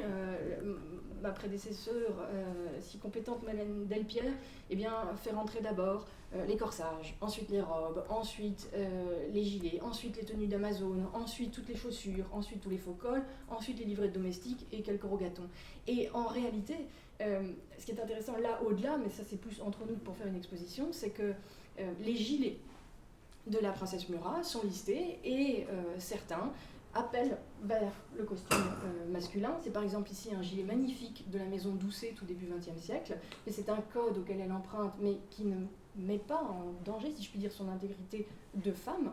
Il y a des corsages très féminins, et puis il y a ces gilets encore, mais qui sont des devants en fait de tailleurs, et qui sont là particulièrement séduisants parce qu'ils viennent de tailleurs masculins, de tailleurs amazoniers qui travaillent fin 19e, début 20e, aussi dans le cadre du tailleur pour les femmes. Et tout ça m'amène en fait à regarder un à un ces gilets et à me rendre compte que malgré la présence de pince-poitrine, malgré le fait qu'on est prise dans le dos, que le gilet est vraiment taillé pour cette silhouette très spécifique en S des années 1900-1910, eh bien ce gilet ici, vous l'avez là, il suffit de me croire parce que c'est un export de la base de données, peut-être pas très intéressant, mais est considéré par notre base de données comme un gilet d'homme. Et ça c'est finalement le regard à l'envers. Et c'est aussi pour moi le moment de confesser la difficulté de faire cette exposition, puisque je recherche des personnes, des identités, des objets qui souvent en fait ne sont absolument pas identifiés pour ce qu'ils sont. C'est le travail que tu as fait sur les archives visuelles, j'imagine, et c'est comme ça aller chercher l'aiguille dans la botte de foin, des gilets là très proches du vocabulaire masculin, des faux cols, mais qui tout cela appartiennent à la princesse Murat, ce qui permet de dire qu'ils ont été portés par une femme et faits pour elle par des tailleurs. Et là c'est entre nous beau, et j'espère exposer ça. L'étiquette du client chez les tailleurs pour hommes, elle est dans la poche de la veste, et en fait elle migre en étant presque la même étiquette chez les tailleurs qui travaillent aussi pour des femmes vers le ruban de taille. C'est-à-dire en fait de la poitrine plate des hommes et des poches qui nous manquent si souvent vers le ruban de taille, qui est l'expression en fait de la taille corsetée. Et tout ça en fait est à relier à un phénomène fin 19e d'irruption en fait du gilet très masculin dans la silhouette de la femme en tailleur de la fin de la période, et nous amène à ce genre de migration. En fait, ici, Réjeanne dans un tailleur Redfern pour la scène, dans un costume donc pour le cœur de Paris, qui devient presque l'égérie de la maison Redfern, qui est une des plus grandes maisons de tailleurs pour hommes et pour dames fin 19e, et qui nous amène à regarder ce genre d'image. Et là, en réalité, je voudrais vous poser une question que peut-être vous posez: où sont les lesbiennes? Parce que, après tout, on a traversé un petit peu le siècle, mais en les ayant à plein d'égards quittés. Eh bien, elles sont là. Et je les retrouve par la photographie. Et elles sont là dans ces positions que tu appelles maritales, peut-être l'expression en fait du couple butch-femme au 19e. Elles sont là dans l'œil du photographe. Et elles sont là avec toutes les questions qu'elles apportent et qu'elles amènent. Est-ce que elles sont allées chez le photographe, l'une en femme, l'autre en homme? Si je reprends des termes simplifiés, vous le comprenez bien. Est-ce qu'elles sont allées toutes les deux habillées dans leur robe, avec leur corsage, leur grande crinoline, et elles avaient dans le sac, est-ce qu'elles y sont allées ensemble ou pas d'ailleurs, elles avaient dans le sac leur tenue plus masculine? Est-ce qu'elles se sont changées? Est-ce que le photographe était d'accord? Est-ce qu'il était au courant? Est-ce que le photographe était une photographe? Et toutes ces questions, en fait, on peut se les poser en regardant ces photographies, que j'égrène devant vos yeux parce que c'est agréable, je crois, plus ou moins dehors, plus ou moins dedans, ce qui montre aussi différentes périodes et différentes possibilités de se montrer, s'assumer, mais on est peut-être ici dans un jardin. Et voilà, je vous les présente de différentes manières. Alors là, ici, elles sont toutes les deux habillées en homme et elles se tiennent de manière non équivoque. C'est tout à fait intéressant. Et je pourrais continuer, évidemment, en passer par le cercle d'Alice Austen à Staten Island, et continuer. Et en fait, à un moment, il faut que je m'arrête parce que j'ai besoin d'objets. Et c'est là que je descends dans nos réserves et je regarde 100, 200 redingotes. Et tout d'un coup, il en apparaît une dans ces redingotes pour hommes catalogués hommes. Question aussi de catalogage que vous, dans les archives, vous devez apporter tout le temps. Et celle-là, elle a des pinces-poitrines. Et donc tout d'un coup, en fait, elle est 1840 et elle a des pinces-poitrines. Et en fait, peut-être que c'est la redingote, je le dis en riant, mais de George Sand, ou d'une George Sand, ou d'une de ces anonymes. Et c'est ça que je vais essayer de montrer dans cette exposition, c'est ces emprunts et ces manières aussi de transformer le vêtement masculin. Et probablement de le transformer à partir du vêtement masculin lui-même. Ici, c'est un vêtement transformé, très clairement, que je vous présente. C'est pas donc celui qui serait allé qui aurait été taillé chez un tailleur pour homme à la demande d'une femme, a priori compliqué à demander et à se faire faire, mais en revanche, c'est pour la redingote, je sais pas, d'un mari, d'un frère, ou simplement celle achetée au carreau du temple, qui était l'endroit de toutes les fripes. Et comment on reconnaît une redingote taillée pour une femme et transformée, au-delà des pinces donc poitrine pour abriter une poitrine? Eh bien déjà, pas de poche, ça commence très tôt. La doublure est coupée, moins d'aise, il n'y a pas véritablement de basque, c'est-à-dire qu'en fait on ne monte pas à cheval. On n'a pas besoin, vous voyez, que le vêtement comme ça s'évase à l'arrière, en fait on reste quand même à peu près debout. Pas de pli creux, la jupe est d'un seul tenant, quasiment tous les rembourrages, parce qu'on sculpte, en fait les tailleurs sculptent l'intérieur du vêtement masculin par les rembourrages, par les piqûres, bien, tout ça est enlevé, sans doute parce que le corps à mettre dessous a une poitrine, hein, les rembourrages sont au niveau des épaules, du torse et du corsage. Et puis ensuite, eh bien voilà, je déroule en fait mes collections. C'est compliqué parce qu'elles ne sont pas photographiées, parce qu'elles sont sous housse et que donc leur accès n'est pas toujours évident. Et j'en arrive à trouver des redingotes du tout début du 19e siècle, et je finis en quelques minutes, qui en fait appartiennent à ces modes révolutionnaires où les femmes empruntent beaucoup au code du vestiaire masculin. Donc la redingote pour commencer, mais vous le voyez aussi, le chapeau, la lavalière, l'écharpe. Et j'en arrive, et je vous montre quelques pièces comme ça dans tous les sens, à par exemple ce manteau de forme redingote de 1860 qui a un col tailleur et qui ne peut pas là avoir été taillé pour un homme à aucun moment, déjà parce que le velours n'est jamais utilisé pour les hommes avant le smoking début 20e, mais aussi parce qu'en fait on a des grandes manches un peu en pagode comme ça, qui sont des manches de femmes des années 1860. On en arrive par exemple à cette redingote courte dont je fantasme qu'elle soit un des ancêtres du smoking parce qu'elle en a les matériaux, la différence, le col au niveau du col châle qui est vraiment le col des hommes, et puis des brandebourgs, tu en as montré tout à l'heure je crois, et des soutaches qui sont empruntées en fait au vocabulaire de l'ornement vestimentaire militaire et qui là sont véritablement encore des emprunts. Et je voudrais finir en fait en vous présentant, au-delà de ces quelques exemples, ces stratégies de l'œil et du voir et de la recherche, eh bien le cas des Amazones, parce que c'est aussi ça, en français on a la poésie de ce mot, les Amazones, qui nous rappelle un peuple ancestral peut-être, et en tout cas qui fait teinter à nos oreilles un peu de poésie historique. En anglais on dit riding habit, c'est beaucoup plus clair, c'est juste pour monter à cheval. Et je pense que la polysémie du mot ici nous sert. Le costume d'Amazon, en fait, celui que portaient les Ladies of Llangollen, c'est la tenue, la seule tenue qui soit faite par des tailleurs, c'est-à-dire des hommes qui travaillent pour les hommes dans la grande majorité du 19e, les 75 disons premières années. C'est la seule tenue donc qui soit faite par des tailleurs qui coupent des vêtements pour les hommes, mais pour des femmes. Ce que je veux dire par là, c'est qu'au 19e, les tailleurs pour hommes coupent des vêtements pour hommes et les couturières coupent des vêtements et cousent des vêtements pour les femmes. Et c'est peu ou prou le début de cette partition qu'on a aujourd'hui dans les maisons de couture entre le tailleur et le flou, le structuré et le... On glisse ça. Le structuré, en fait, c'est ce qu'on va chercher chez les hommes quand on est une femme qui monte à cheval, et peut-être, c'est mon hypothèse, quand on est une femme lesbienne qui cherche en fait cette structure pour échapper à ces féminités plus normatives par le vêtement. Donc vous retrouvez le chapeau de forme, vous retrouvez le col châle, et vous retrouvez les fameux rembourrages dont je vous parlais pour le corsage de l'Amazone, qui est le seul moment en fait où le buste féminin est structuré, non pas par le corset qui en partie le déforme, mais par l'extérieur, c'est-à-dire sculpté pour aller vers un idéal du corps. Et puis le corsage, la tenue de l'Amazone, c'est celle où on ne voit pas en fait que les femmes portent un pantalon, mais qui est le seul moment où elles portent un pantalon dans la tenue d'extérieur. Parce qu'évidemment, toutes les femmes portent au 19e un pantalon qui est en fait une sorte de pyjama en lingerie, vous voyez, mais qui est porté sous la robe. Et bien là, en fait, quand on voit les Amazones, c'était celle de mode et sport l'année dernière au musée des arts décoratifs, on ne voit pas le pantalon, mais dessous il y a un pantalon.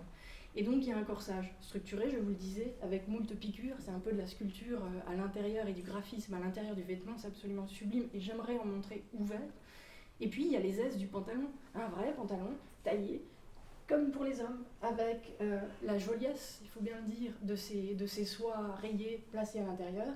Et puis là, on est sur la jupe de l'Amazone, le plaisir de la poche. Si rare, au 19e, hein, pas au 18e, chez les femmes. Et donc on comprend mieux que mes ladies, aussi bien que la petite Nathalie Clifford Barney, qui est très chouchou, eh bien, se soit fait représenter et aimé, semble-t-il, porter ces costumes d'Amazon dont la presse parle et donne des représentations et qui s'approche, vous le voyez, plus ou moins du costume militaire. Ce qui m'intéresse pour finir, c'est qu'en fait, les gravures de mode des Amazones sont vraiment toujours crypto-lesbiennes.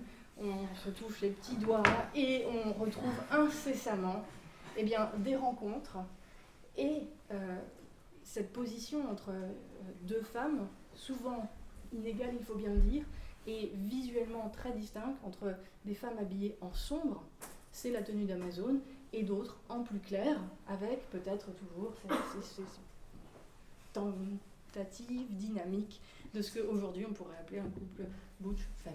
Pour finir, eh bien toujours donner l'argument qui contredit ce que vous êtes en train d'expliciter, cette gravure très séduisante qui pourrait expliciter cela et qui représente en fait l'impératrice Eugénie avec une de ses dames d'honneur. J'arrête ici.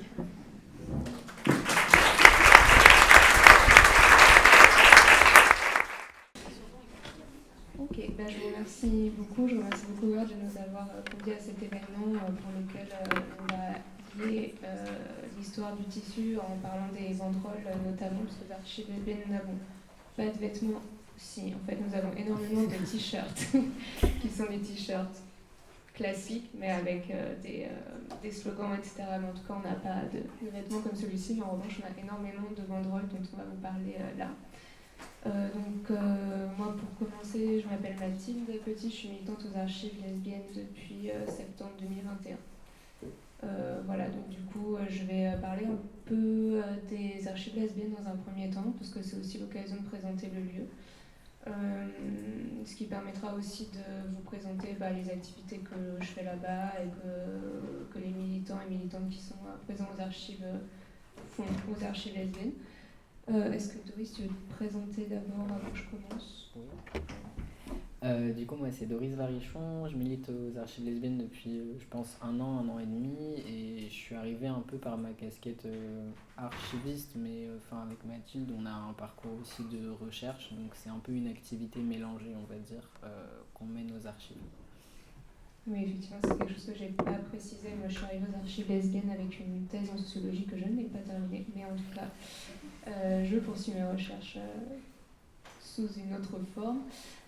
Donc, sociologie, je travaillais et je travaille toujours du coup sur les pratiques d'archives lesbiennes. Voilà, donc voilà. Alors, pour faire un petit point histoire des archives, donc là, sur le diaporama, vous avez un certain nombre d'étapes, on va dire, que vous pouvez voir là. Alors donc moi j'ai parlé du coup à partir de 1983 notamment, donc les archives recherche culture lesbienne ont été fondées donc, sous leur forme associative à partir de 1983, donc ça fait un peu plus de 40 ans maintenant. Donc c'était à l'initiative de notamment 5 militantes qui avaient fondé aussi un peu avant le collectif Les Feuilles Vives. Qui étaient aussi bien des militantes que des chercheuses déjà à l'époque, donc Claudie Lesselier qui est historienne, Nicole Koulmathieu qui est anthropologue et Colette Guillaumin qui est sociologue. Donc on avait un panel déjà de chercheuses qui ont amené cette question des archives. Donc dès le départ, il y a eu des discussions autour de la question de l'archivage parce que est-ce que c'était pertinent déjà à l'époque de nommer des archives des documents qui n'étaient pas encore nécessairement des archives que nous, aujourd'hui, on reconnaît comme tel, mais en tout cas qui était contemporain. Il y avait une question quant à savoir est-ce que ce serait pas un peu ennuyeux, le terme archive sonnait un petit peu poussiéreux, on va dire, entre guillemets. Mais malgré tout, le terme s'est imposé comme une revendication historique et politique dans la recherche et la conservation des mémoires lesbiennes. Donc ces termes-là sont vraiment restés. Nous, on dit souvent archives lesbiennes, mais le nom de l'association, c'est archives, recherche, culture lesbienne. Donc tous ces termes-là sont tous importants en fait et représentent une part de ce qu'on va faire aux archives. Donc le fait de considérer les matériaux existants comme des futures archives, c'est vraiment une donnée qui se retrouve énormément dans la constitution des fonds d'archives lesbiennes, LGBTQI, et finalement dans toutes les communautés qui ne trouvent pas leur place dans l'histoire officielle et qui du coup choisissent de prendre en main leurs propres archives et de les constituer au fur et à mesure, ce qui s'est fait du coup notamment à partir des années 70 et qui se poursuit aujourd'hui. Et qui provient de ce besoin du coup de construire ses propres histoires. Donc les militantes qui ont fondé les archives donc étaient à la fois issues du milieu de la recherche et des mouvements politiques lesbiens, notamment des lesbiennes radicales. Et elles ont conçu leurs archives, donc là je cite, comme des documents de toute nature concernant les aspects du lesbianisme, notre situation de lesbienne, notre histoire, nos créations et nos luttes. Donc aux archives lesbiennes, effectivement, il n'y a pas de tri de documents, de formes, de matériaux. On prend tout ce qui va représenter, pour les personnes qui les déposent, des morceaux d'histoire, des morceaux de mémoire, de lutte collective et de lutte militante. Donc les matériaux qu'on a aux archives sont rassemblés par des collectes actives et des dons. Donc c'est ce qui s'est fait depuis les années 70 et les années 80. Donc par les militantes qui ont lutté, qui ont ramené leurs propres fonds. Il y a les fonds aussi des personnes qui étaient chercheuses à la base, qui ont déposé leurs fonds de recherche. Donc il y a des fonds nominatifs, mais il y a beaucoup de fonds collectifs qui ne sont pas nécessairement nommés ou qu'on peut tracer ou pas. Qui ont été renseignés par des thématiques, des lieux, vraiment qui sont liés aussi aux histoires des personnes qui ont construit ces archives. Donc dans l'idée, c'est que ça doit rendre compte des points de vue existants, d'étendre les connaissances, de susciter la discussion, et ça c'était vraiment une idée qui était présente dès le départ. On était dans la constitution d'une réflexion politique de l'histoire avec l'idée d'une lutte contre l'effacement à la fois des lesbiennes dans l'histoire officielle, on va dire, qui est une grande problématique qui est aussi bien sûr explorée dans les luttes féministes qui ont énormément travaillé également sur cette question de la place des femmes dans l'histoire, on va dire grande histoire officielle, mais aussi contre le fait que les matériaux produits dans ces moments de lutte collective qui ont énormément émergé dans les années 70-80 ne disparaissent pas et puissent être transmis, même si la question de la transmission n'était peut-être pas aussi claire dès le départ, mais en tout cas l'idée c'était d'avoir vraiment tous ces matériaux qui permettent de continuer à réfléchir et à construire les luttes lesbiennes. Donc c'était vraiment aussi dans cette optique-là l'idée. C'était pas de ranger ces choses, ces documents, ces revues, etc. Mais vraiment de pouvoir continuer à réfléchir et à se nourrir de ces archives pour continuer à enrichir les luttes, ce qui est toujours le cas aujourd'hui. Donc l'idée aussi des archives, c'était pas nécessairement uniquement les matériaux, c'était vraiment aussi d'avoir un lieu de documentation qui soit aussi un lieu de vie, un lieu d'échange, qui permette aux lesbiennes voilà, d'échanger et de se rencontrer. Donc c'est une partie intégrante du travail qu'on mène toujours aux archives, à savoir qu'on accompagne des demandes toute l'année. On a des permanences qui sont ouvertes pour l'instant tous les mercredis, donc pas en soirée, ce qui complique un petit peu parfois les choses pour les personnes salariées notamment. Mais en tout cas, on a vraiment tout un travail d'accompagnement à la recherche. On a énormément d'étudiantes qui viennent les mercredis et qui arrivent avec beaucoup et de plus en plus de sujets de recherche hyper variés et aussi qui s'intéressent de plus en plus à la constitution des mémoires lesbiennes en soi et du travail également qu'on peut mener aux archives.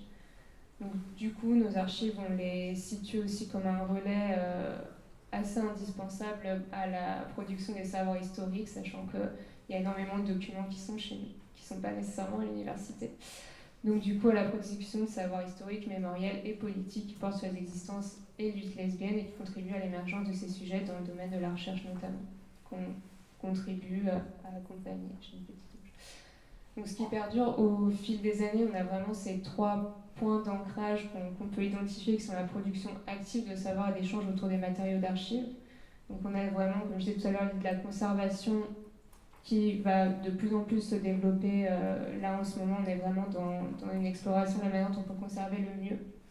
Mais le projet, c'était vraiment pas de les stocker, c'est vraiment de les rendre accessibles comme on essaie de le faire au maximum.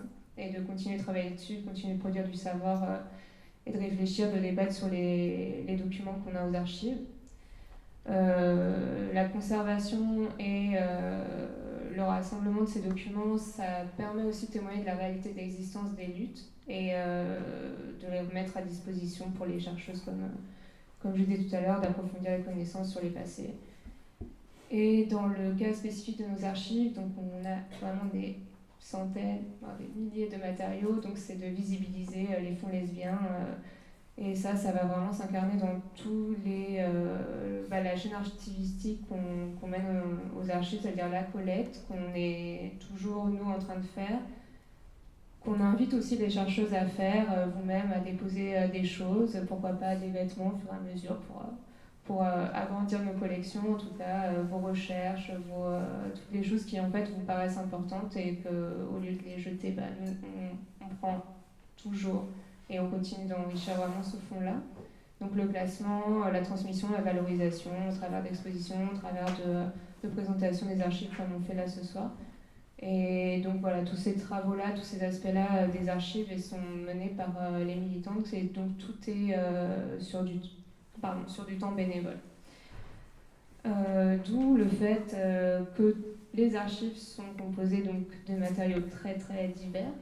Comme je le disais tout à l'heure, donc on a des revues, des œuvres d'art, des fanzines, des t-shirts, des cassettes, des affiches, des photographies et des banderoles donc, qui vont être le cœur du sujet ce soir.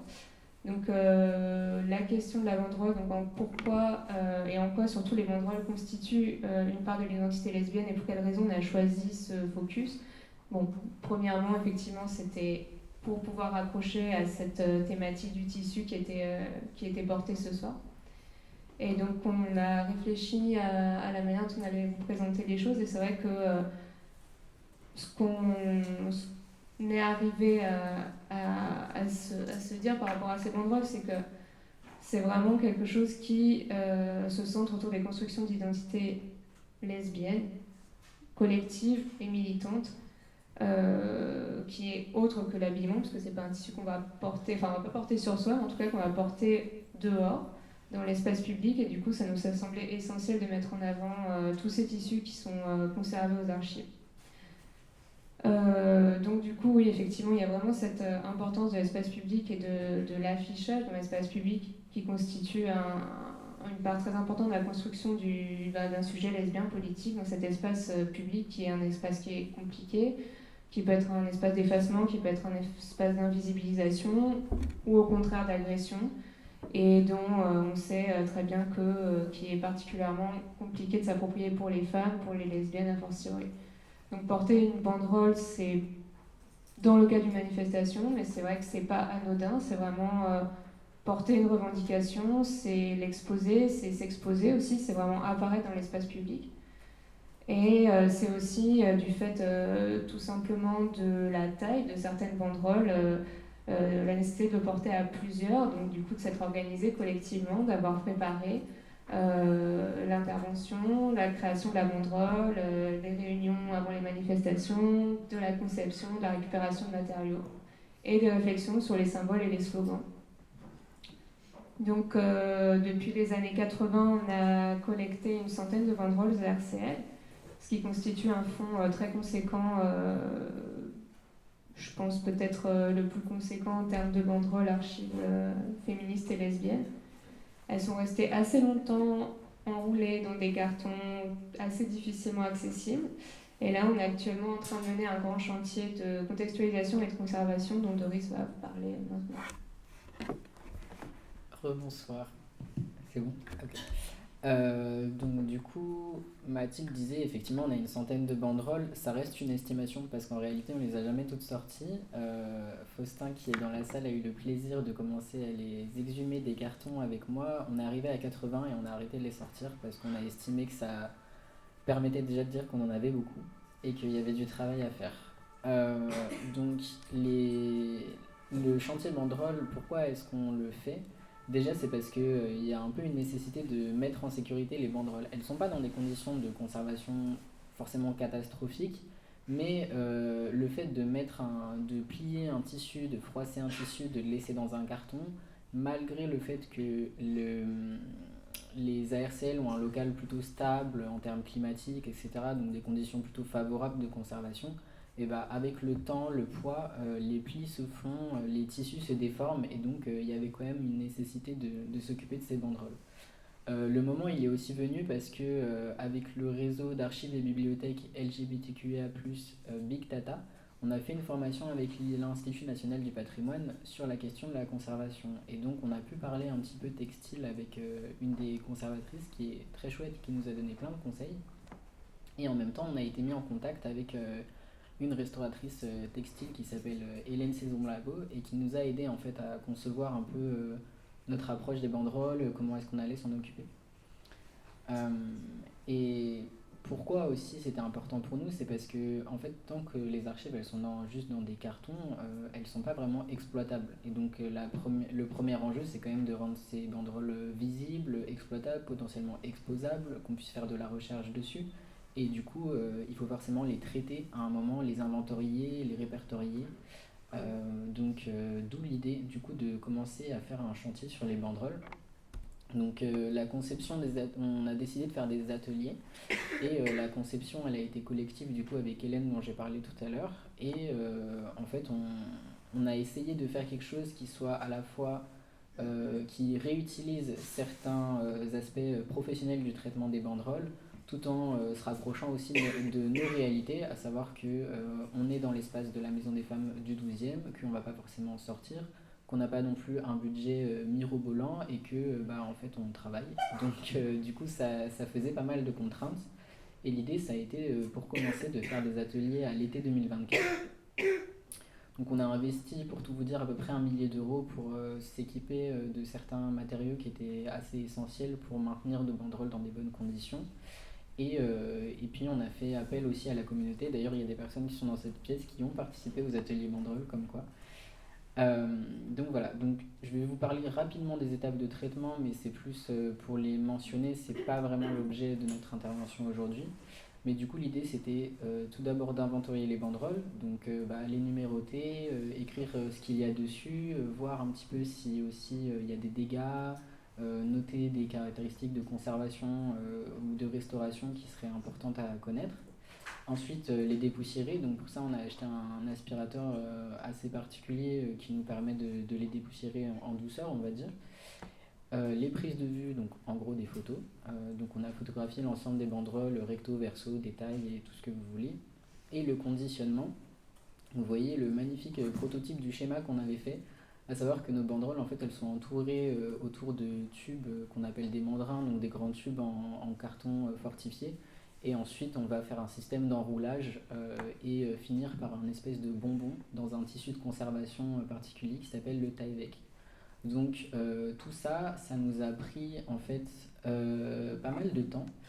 Et on avait à cœur de faire participer les publics, déjà pour avoir, si on veut regarder ça d'une manière très pratico-pratique, de la main-d'œuvre, mais aussi parce que ça fait partie de l'histoire des ARCL que de faire vivre le lieu et de faire vivre les collections. Donc déjà, faire venir les gens aux archives lesbiennes et à la Maison des Femmes, du coup, c'est habiter les lieux. On a fait en fait des journées où on a occupé la Maison des Femmes pendant toute la journée. L'espace était réservé d'avance et on a pu rencontrer du coup plein de personnes, présenter les ARCL, on faisait une visite, on avait des moments de discussion, donc c'était super enrichissant. Ça nous a permis de faire vivre nos collections avec l'idée de sortir justement ces banderoles des placards et de pouvoir un peu non seulement les aérer et s'en occuper, mais aussi les voir. Apprendre aussi les bonnes pratiques, puisque en fait le problème c'est que souvent les personnes ont des bonnes intentions dans la conservation, mais elles ne connaissent pas les bons gestes. Et par exemple, on va avoir des personnes qui vont mettre des vieux livres dans des pochettes plastiques un peu classiques de classeurs. Il faut pas en fait. Mais ça, on peut pas le savoir si personne nous l'a jamais dit. Et donc l'idée aussi, c'est de faire passer un peu ces bons gestes. Pareil, quand on manipule du tissu, il y a des gestes à faire, surtout si le tissu il est vieux. On va pas le prendre juste par le petit coin pour répartir le poids, etc. Donc ça, c'est des bonnes pratiques qu'on a essayé de transmettre. Et enfin, j'ai mis transmission communautaire, mais plus dans le sens où c'est des moments de discussion. On va discuter des banderoles, on va discuter de nos vies, on va se parler, on va tisser des liens. Il y a des personnes qui sont revenues ensuite pour devenir bénévoles aux archives, etc. Donc c'était vraiment des moments collectifs qui étaient très riches. Et du coup, pour vous donner vite fait quelques chiffres, en gros, sur l'été 2024, on a fait 5 sessions qui à chaque fois duraient une journée. On a préparé à peu près 25 banderoles. Il y en a 18 qui ont été traitées de bout en bout, parce qu'on peut scinder en fait le traitement et remettre à plus tard certaines étapes. Et un peu moins de 40 personnes qui ont été mobilisées. Donc en fait, c'était un chantier assez énorme et dont on est super fiers, qu'on a trop hâte de reprendre par ailleurs. Donc voilà, tout le public est invité de façon générale, il faut s'inscrire, on vous tiendra au courant. Ensuite, depuis tout à l'heure, je vous parle surtout de technique, mais il y a aussi un travail de contextualisation qui est à faire, parce qu'une archive, elle n'a pas de sens si on ne connaît pas son contexte de production, pourquoi elle est venue chez nous, de quelle date elle vient, en gros la vie de l'objet. Donc du coup, il y a un travail, et j'ai mis du thé et des gâteaux parce qu'en général c'est comme ça que ça se fait.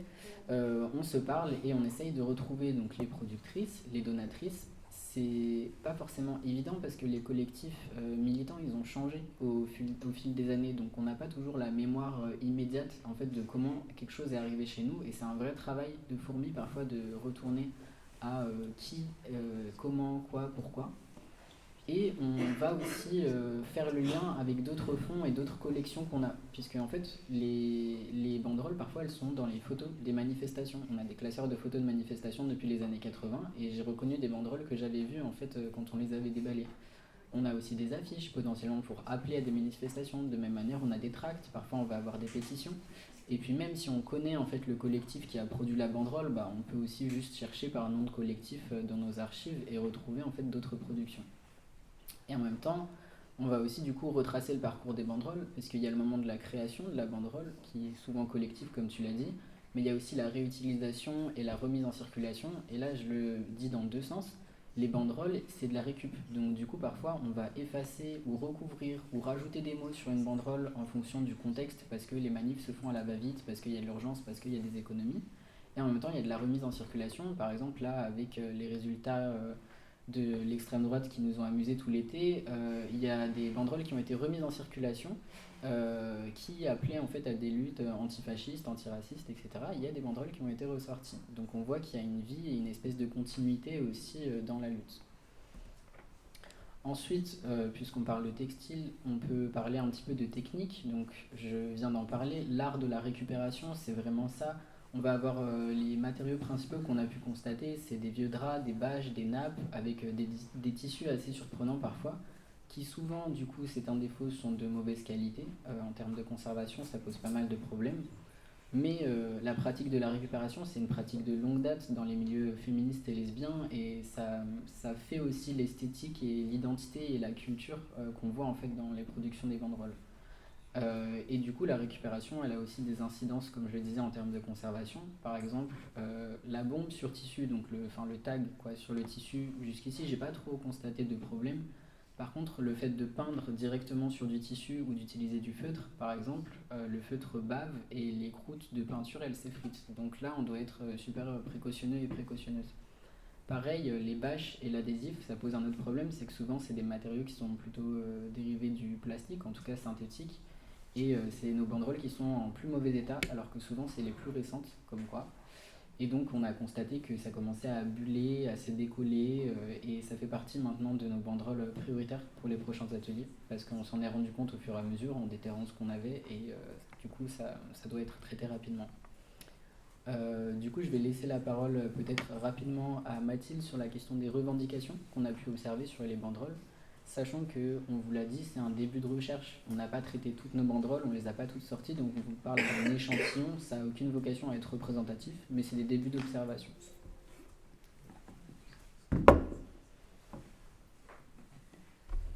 Oui, alors du coup, effectivement, on est en début de contextualisation, surtout.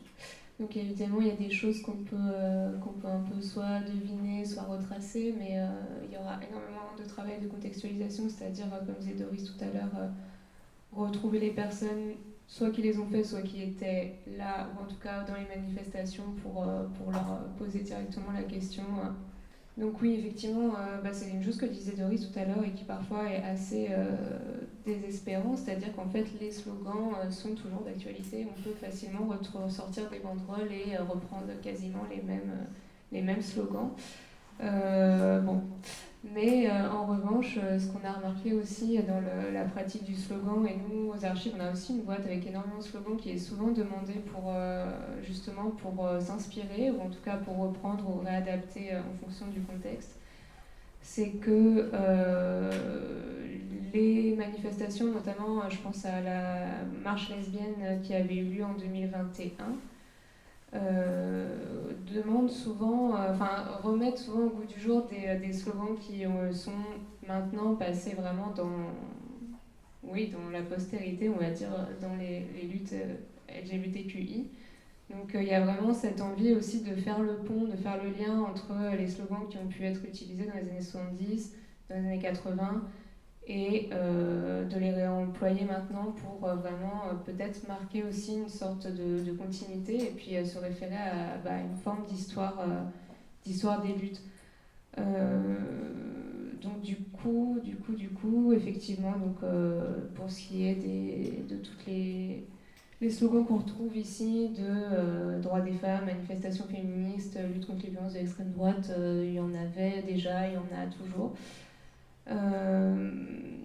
Donc du coup, ils sont situés effectivement aussi historiquement, là, ceux qu'on a ici. Je ne sais pas du tout de quand date cette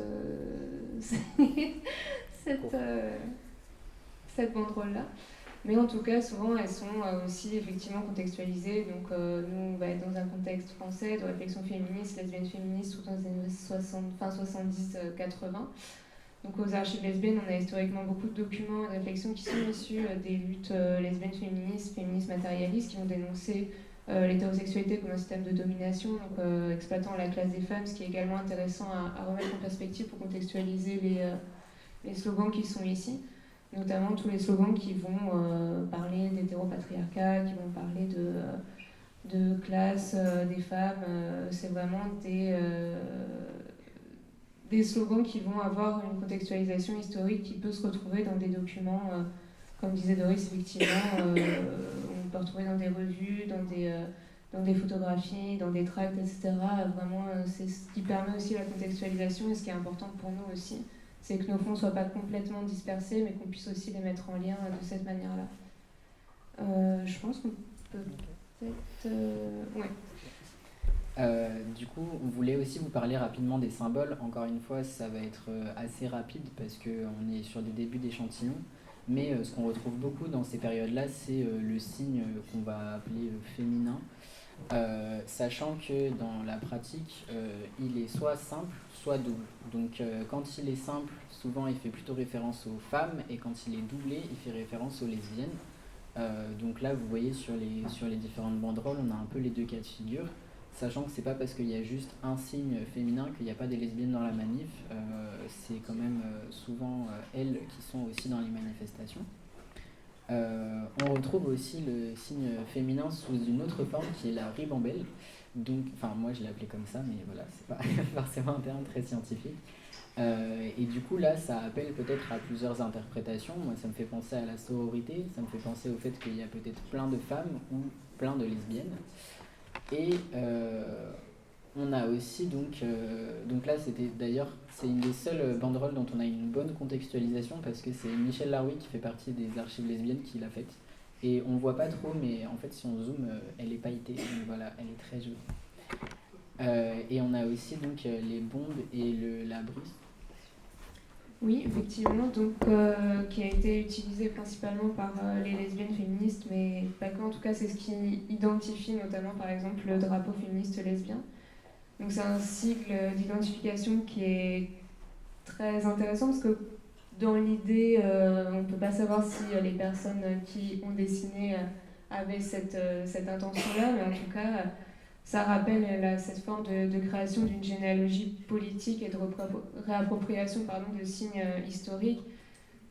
Et ce cycle-là, il est extrêmement mobilisé dans les recréations de passés lesbiens qui font notamment appel à la figure de l'Amazone, dont on a parlé tout à l'heure, mais là c'est sous un autre aspect qui du coup se réfère aux communautés de femmes guerrières, vraiment dans une perspective antiquisante qui a beaucoup été mobilisée dans la réappropriation des passés lesbiens, et qui est rattachée directement à une forme de résistance rendue contemporaine aux luttes contre les systèmes patriarcaux. Donc sur la dernière photo, on retrouve ce dessin-là qui est de fait associé à un slogan qui dénonce l'hétérosystème. Donc, et on trouve aussi en fait sur ce dessin-là une bombe, donc du coup, qui en général fait référence au mouvement des suffragettes, donc qui faisait des attaques à la bombe, donc plutôt dans les années 1912. Donc on a vraiment deux références historiques totalement différentes et très éloignée, mais en tout cas qui recrée cette forme de continuité, mais la continuité historique, si on voulait aller chercher donc, une forme de recréation un peu anachronique, d'une forme de lien, mais surtout une continuité des luttes. Et ça, c'est ce qui est vraiment important dans le fond qu'on a aux archives, c'est que c'est vraiment centré sur... principalement centré moins sur les individus que sur les luttes collectives qui ont été menées. Donc ça vient souligner vraiment plutôt cette continuité et revendication de passer des luttes comme constitutives d'une identité lesbienne collective et militante. Et voilà, donc ce qu'on peut dire aussi effectivement, parce qu'on en a vu passer quelques-unes, c'est qu'il y a énormément aussi de positionnements féministes et lesbiens dans les mouvements anti-guerre. Et notamment, il y a eu énormément de lesbiennes dans les années 90 engagées dans les luttes contre les guerres, notamment la guerre en Bosnie, mais pas uniquement. Et en tout cas, effectivement, ça représente une grosse partie du fond identifié. Il y a vraiment cette idée du fait que les lesbiennes sont également impliquées dans énormément de mouvements autres qui constituent aussi les luttes lesbiennes. Et pour le mot de la fin, du coup, on parle de symboles et parfois on se retrouve avec des symboles peut-être qu'on ne maîtrise pas toujours. Et donc ça, c'est parce qu'en fait, en faisant les recherches sur cette double H, en fait, elle existe aussi dans les symboles revendiqués par Pétain. Et j'ai trouvé une capture d'écran d'un forum où du coup, bon, je la lis si jamais c'est pas assez clair, mais c'est marqué « Au collège, j'avais un collier où le médaillon était un labri. Ma prof d'histoire l'a vu et a eu peur que je porte ça à cause de Vichy. J'ai dû lui faire mon coming out pour lui expliquer. » Donc, elle partait vraiment pas du même point de vue et la prof a dû légitimement avoir un petit peu peur. Et en fait, j'ai retrouvé même donc cette double H, elle a été aussi éditée sous une forme de médaille pour honorer en fait le soutien au régime de Vichy. Il y a à peu près 2000 personnes qui l'ont obtenue et elle se vend toujours puisque l'annonce que vous voyez sur le Bon Coin date du 5 octobre, donc voilà. Mais c'est vrai qu'en fait, si on la regarde sans forcément la contextualiser, bon, le drapeau bleu-blanc-rouge donne quand même une idée de où est-ce qu'on se situe, mais en soi, c'est le même objet et ça montre bien que en fonction de où on vient et de ce qu'on veut faire, on n'a pas forcément les mêmes intentions. Donc voilà, c'était un peu le mot de la fin parce que j'avais trouvé ça assez insolite. Et je ne sais pas si on a grand-chose de plus à dire, à part merci beaucoup à la fois pour l'invitation et puis pour votre attention.